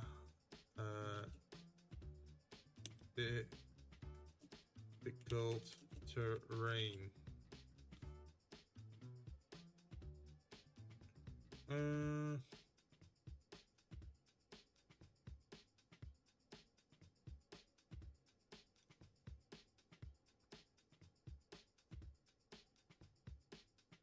What should I do here? It's overgrown, so it's difficult terrain because there's roots and plants and vines and roots everywhere. So it's difficult terrain.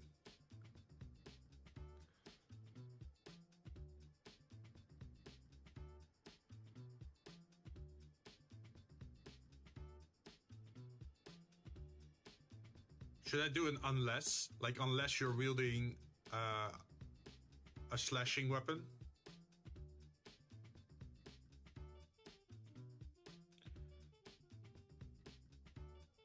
That would favor marshals more over casters, I guess.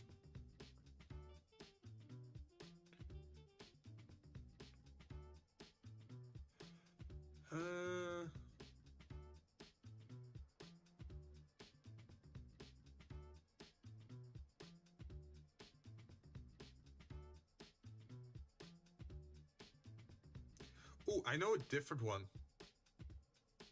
Instead of making it difficult terrain, we could also say that it obscures or gives disadvantage on perception.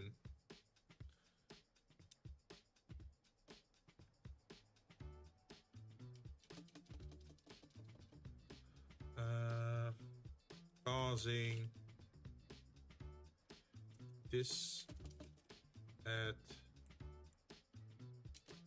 disadvantage on perception rolls. Let's see, perception rolls.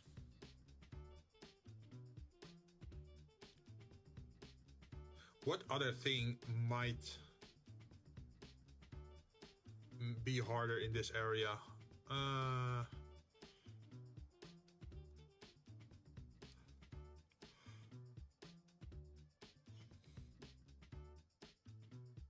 For the other one, with floated, it was just, difficult terrain. For this one, it gives disadvantage on perception roll because it's so clogged with vines and roots, right?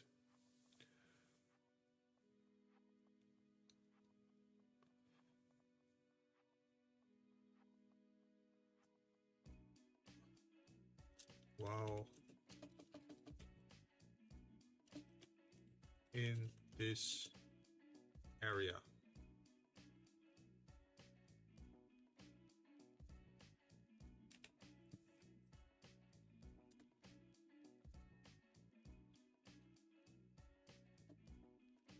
The ideal location for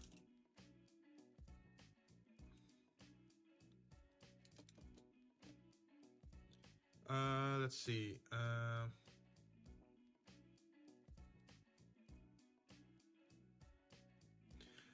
Thick vines and roots have nestled in and around the random location, causing disadvantage on perception roll while in this area. It's the ideal location to ambush any foolish trespasser or traveler.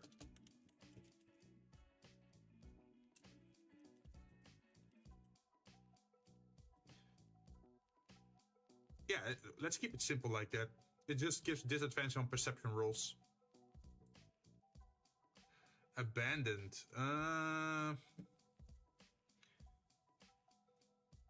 Abandoned means long ago, right?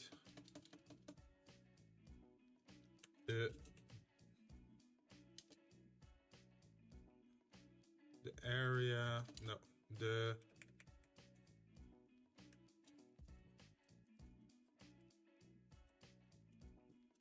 looks deserted and long abandoned.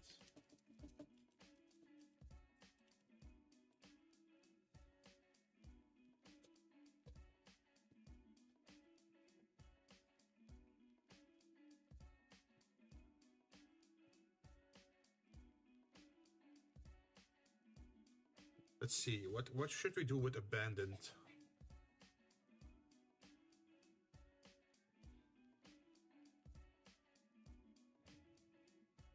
If it's abandoned, maybe creatures have taken root there or like have taken over. If it's destroyed, it's probably a monstrosity.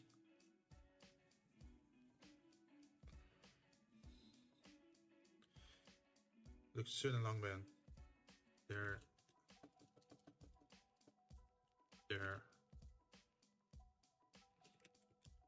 No signs of any humanoid.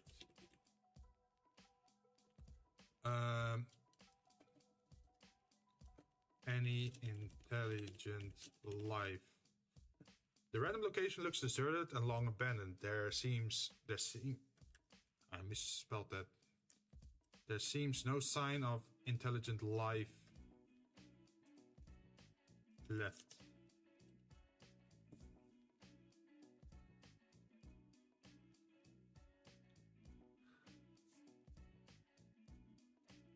Rummaging around you.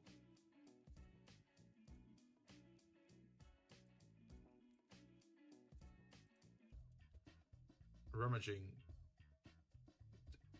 Is that how you spell it? Rummaging, double M.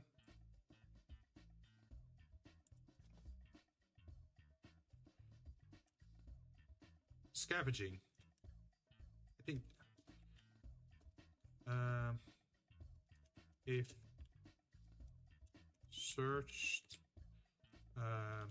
the party can scav.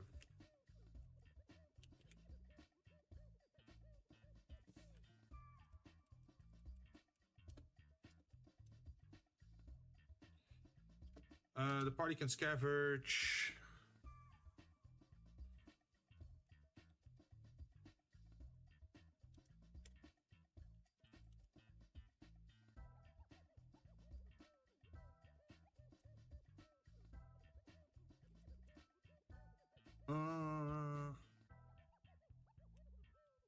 Let's say material component.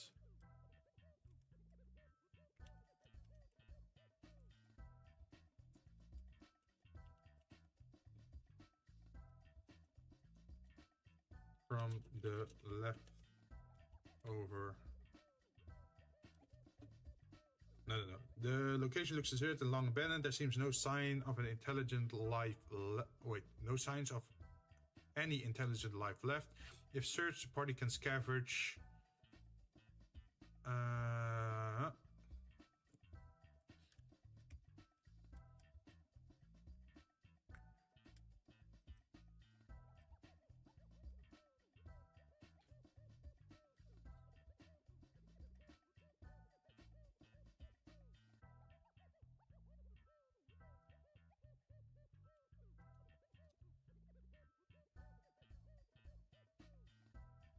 If searched with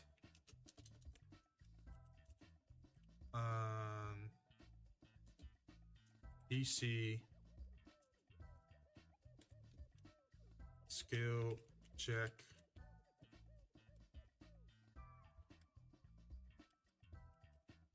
skill check 1 investigation check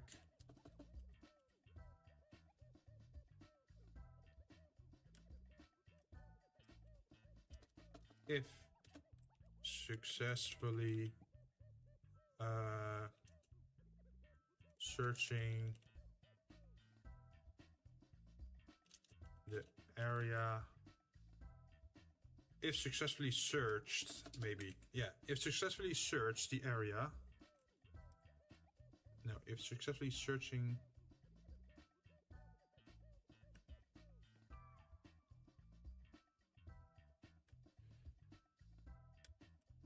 If the area is successfully searched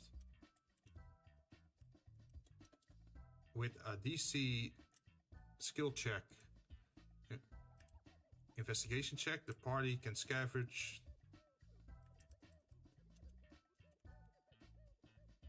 from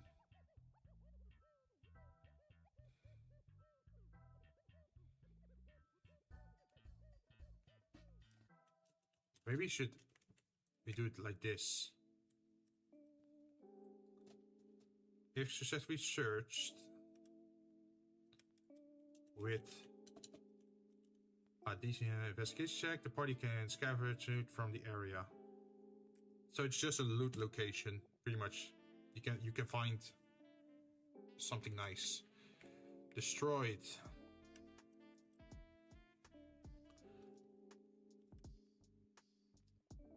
The random location lays in ruin.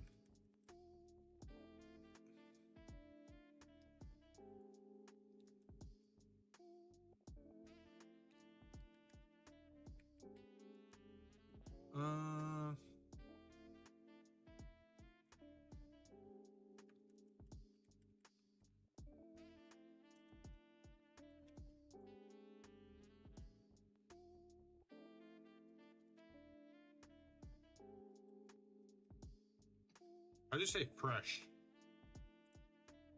Like freshly made ruin.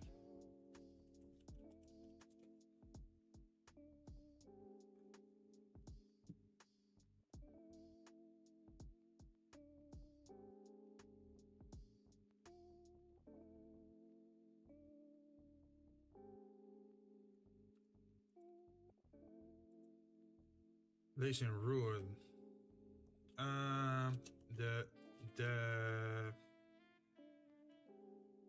This.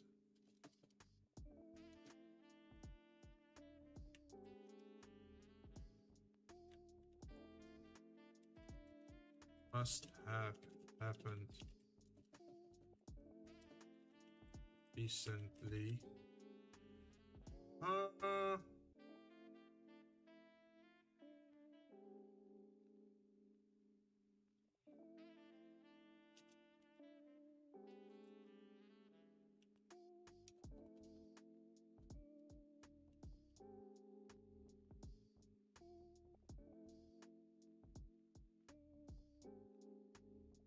Wait, abandoned seems impossible, right? Like, how can I say that a location is abandoned? Like, imagine you get an abandoned watchtower, and then it still says, oh, it has been overtaken by plant enemies. There's one survivor.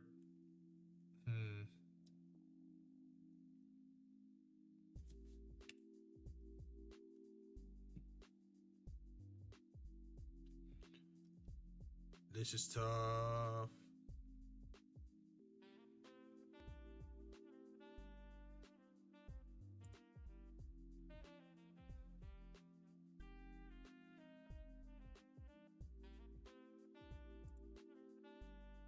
Burning, destroyed, abandoned, overgrown, trapped, noxious, haunted, blood-soaked, flooded, collapsed.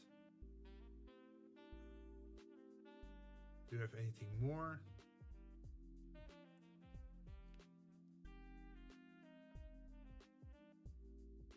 I think we have more options, right?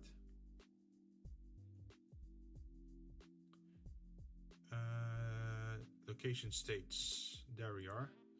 Burning, destroyed, abandoned, overgrown, trapped, noxious, haunted, blood-soaked, flooded, collapsed, shadow-fallen, frozen. Okay, these are the new ones.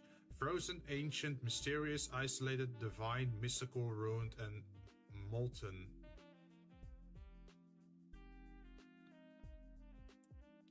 In that case, I should grab it like this.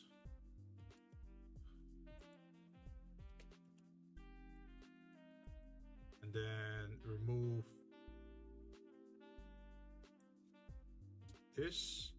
And then say insert collab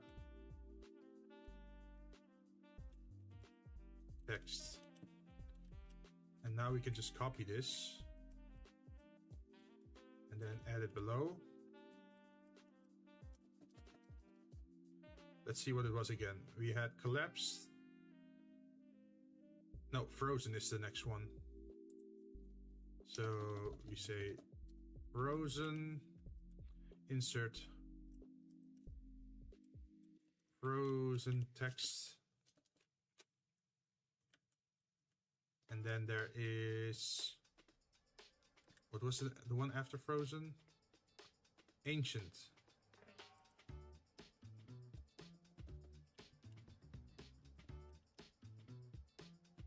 Oh, maybe we can use ancient instead of like destroyed or abandoned.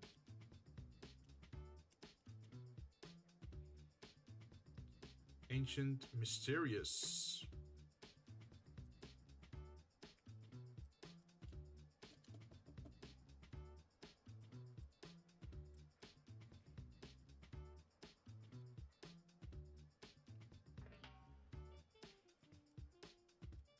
Let's see, mysterious text. And after that is, after mysterious is isolated.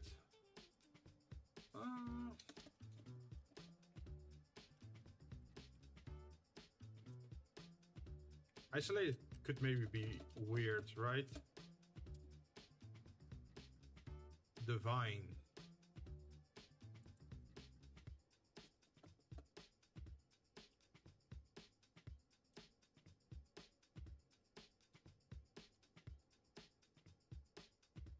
Mystical.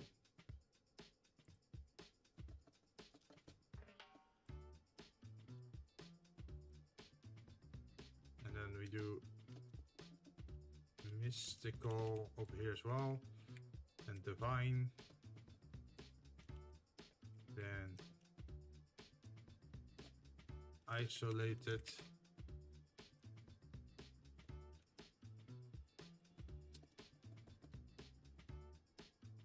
and then we have ruined, a ruined castle, for example. Ruin.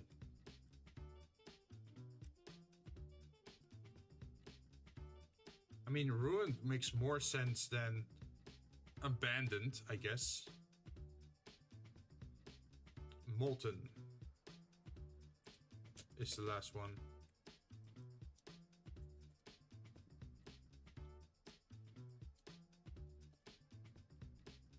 Molten.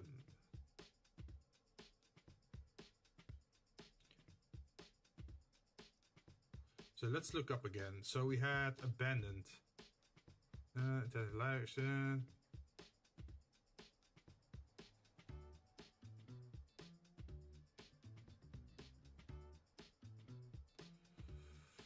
What should we do? What should we do?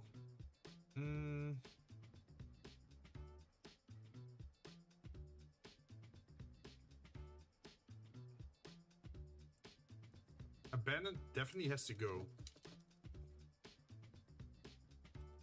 So let's type out ancient. And then remove. Where is this? Remove this one. Oops.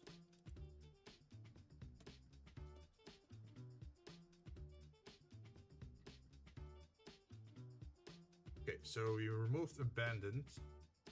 Then we also have to remove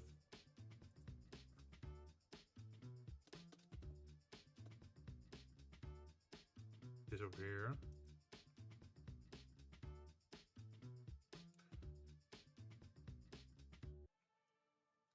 So now we have ancient, and we can say the looks decrepit. Is that how you type it? Decrepit.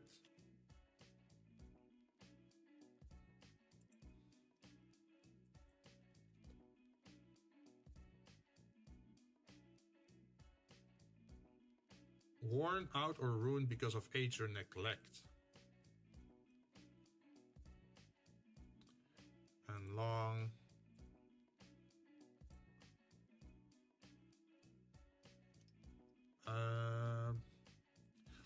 What's another word for decrepit?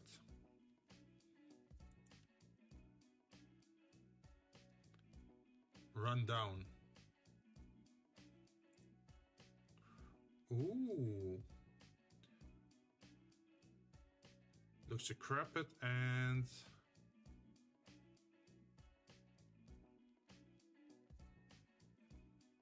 what's another word for ancient?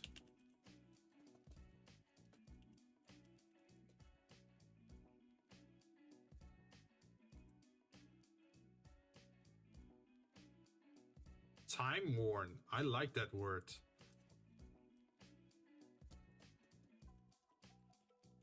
Time worn.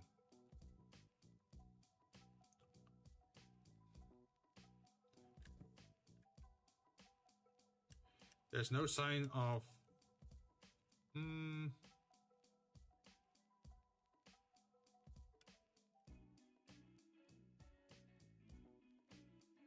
I should not say the second sentence.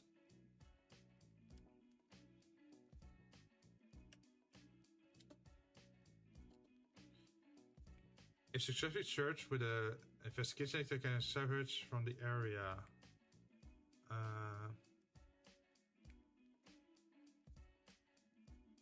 Should they also know then how to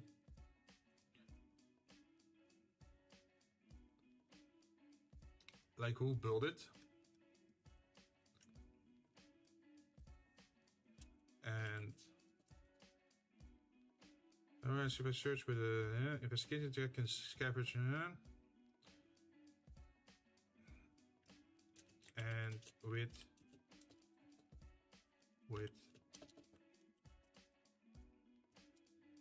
no. Let's type this. The party can do DC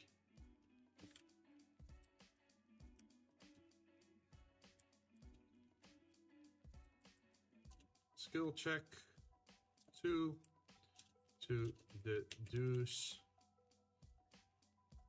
that the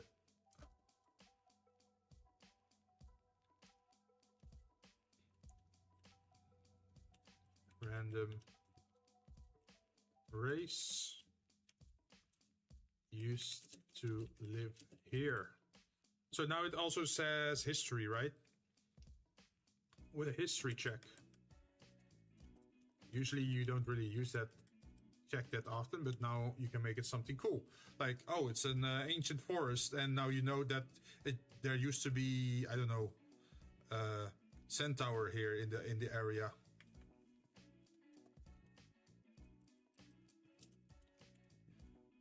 The party can do a DC, can perform, can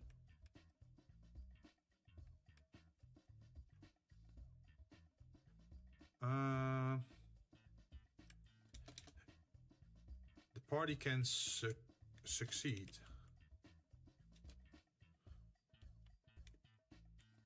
A DC to deduce that a random race used to live here.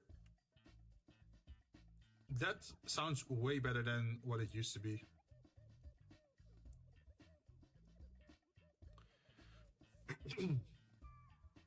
Now for next time, we still have Shadow Fallen, Frozen, Mysterious, Isolated, Divine, Mystical, Ruined, etc. left to do.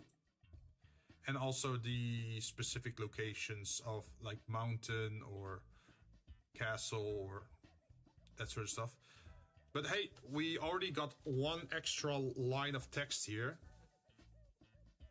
As a soft wind blows towards the west in the morning of a stormy day, the party locates a haunted vault. You feel the air growing colder as you approach the vault. There's an eerie silence around, only interrupted by dreadful whispers in the wind. With the constant chills running down your back, the party can't seem to fall asleep at this location, preventing a long rest. Let's hope the Maho Tsukai mod can get them hooked to the server. Yeah, if it works, it is. And then get spooked. Yeah, but that's like long-term planning, right?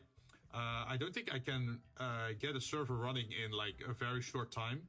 It's just something I'm testing out in the background while also working on 3D modeling and also the D&D generator. So it could still be like it could still take a long time before we can actually do a Minecraft server thing. Just as a fair warning, right? But yeah, tomorrow it should be time for the Minecraft stream. Hopefully everything works as it's supposed to. We should also definitely set up some goals, right? So I'm thinking like, oh, I have to survive 15 minutes on the ground, like 15 consecutive minutes on the ground, or I have to mine a certain amount of iron or maybe gold, or like mini objective that force me to go underground. Pretty much. That would be a good challenge, right?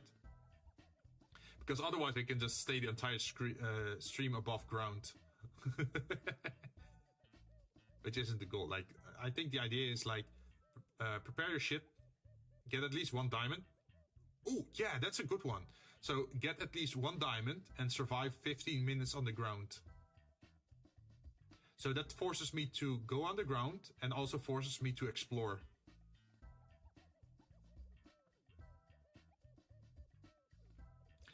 Yeah, this is gonna be horrible, I think. I'm gonna die. I'm gonna die. But it's gonna be interesting.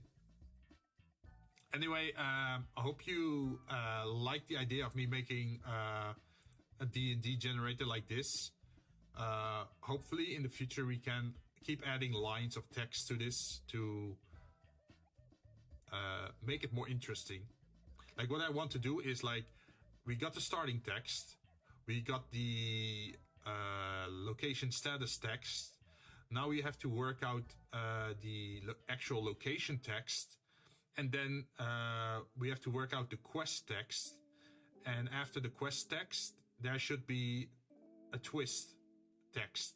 So like, oh, you've been told to save this damsel in distress, but actually you were hired to kidnap her, or like the person you're doing the quest for was actually the bad guy, or was actually the dragon in disguise, or I don't know, something that puts a twist on the quest to make it more unique.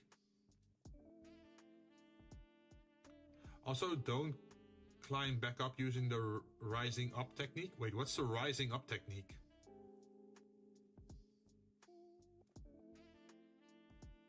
What's the climb back up? Huh? I don't know what you're talking about. Rising up technique. What's the rising up technique? Is that just dying and then respawning above ground? Like I have to physically go underground and then survive for 15 minutes, get 1 diamond at least, and then get above ground. Is that like the mission? Like I have to find my way back to the surface? You know, mine on top and then place block. Oh, no, I never do that.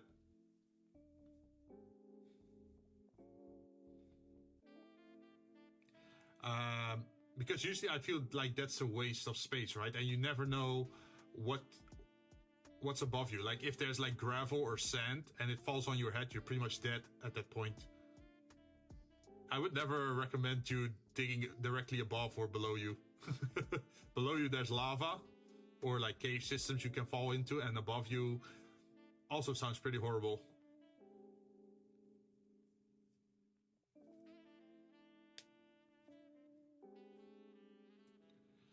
Also, I wonder if I should make the time slower, like the nights last longer and the mornings or like the days last longer as well. That would also be pretty cool.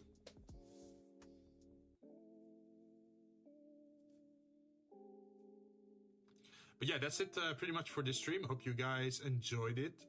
Of course, we're not done with the generator at all, but we at least made a dent into the coding.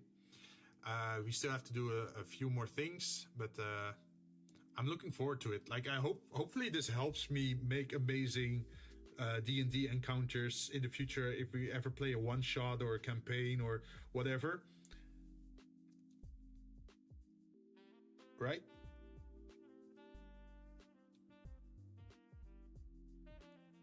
Oh, by the way, let me take a look at the show off channel anyway, since I'm still online.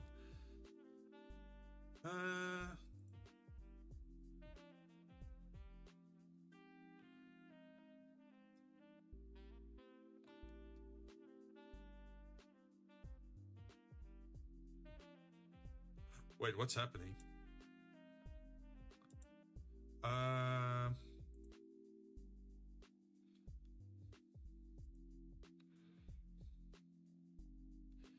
Let's see. Show off channel. Where is it? There it is. Curse Forge. Need help configuring my host? Stop by Discord. Want a pre-configured, much more balanced experience? Replace your server config with this. Maho release. Can't see your mana? Try show Maho to toggle it. Guidebook.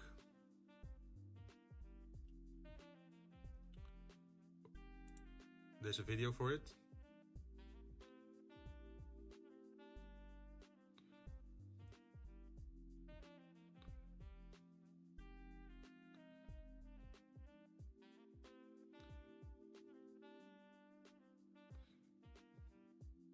Wait, are you shooting swords?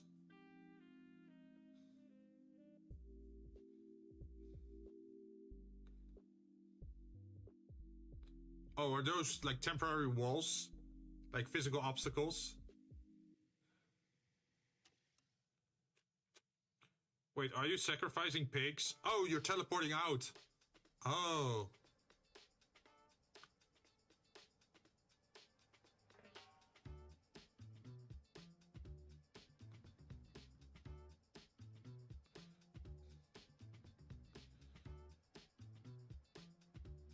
Wait, what's he doing?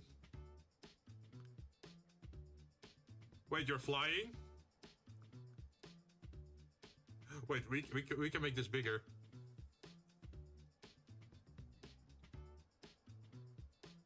Okay, we can okay, so what's he doing here? Spatial disorientation. So I'm guessing he sent them out into space.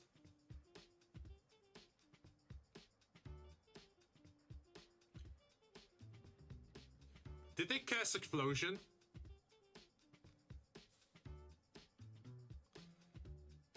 When pigs fly. Yeah, you're falling to the ground. But as you... That looks like a explosion spell. Oh shit! This part of the world just got destroyed. Bakaretsu. Yeah. No. If people can cast that spell, they're gonna blow up the server.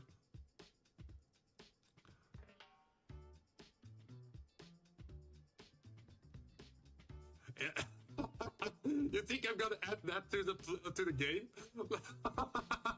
That spell is just gonna nuke the entire. Let's see, treasury projection, ley lines and fey, row eyes with shaders. Row eyes is a shield.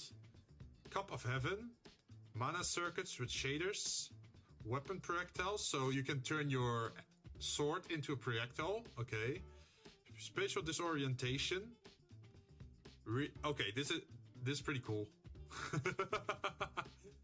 Did you just enter a different world with just swords sticking in the ground? Caliburn. What's this? Mana protected or something? Oh, a projector. Okay. Mystic code with shaders. And yeah, this. If you cast this in the server, you just blow up the entire village. People are gonna be salty if you try that.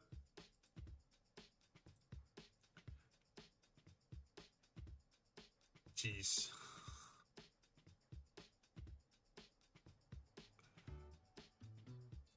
Yeah, that sounds a little bit strong, you know.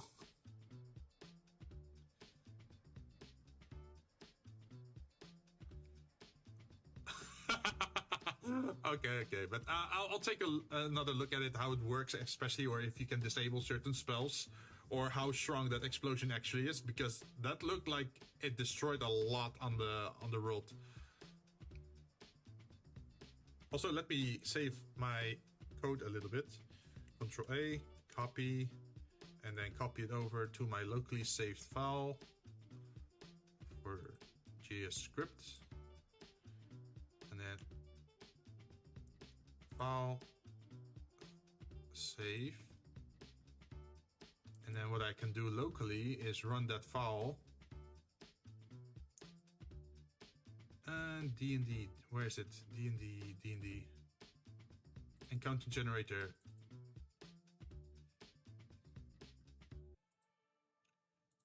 Okay, so now we have this D&D encounter locally saved.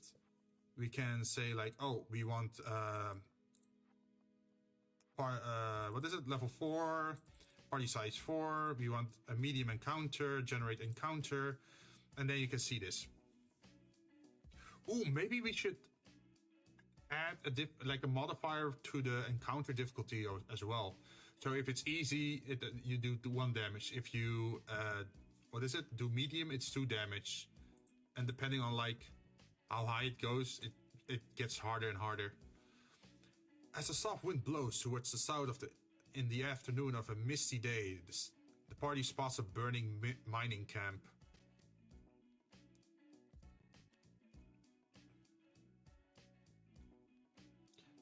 Ooh, after 70 minutes, the entrance will be rendered impassable or unpassable. So yeah, it works pretty much. What we typed out now.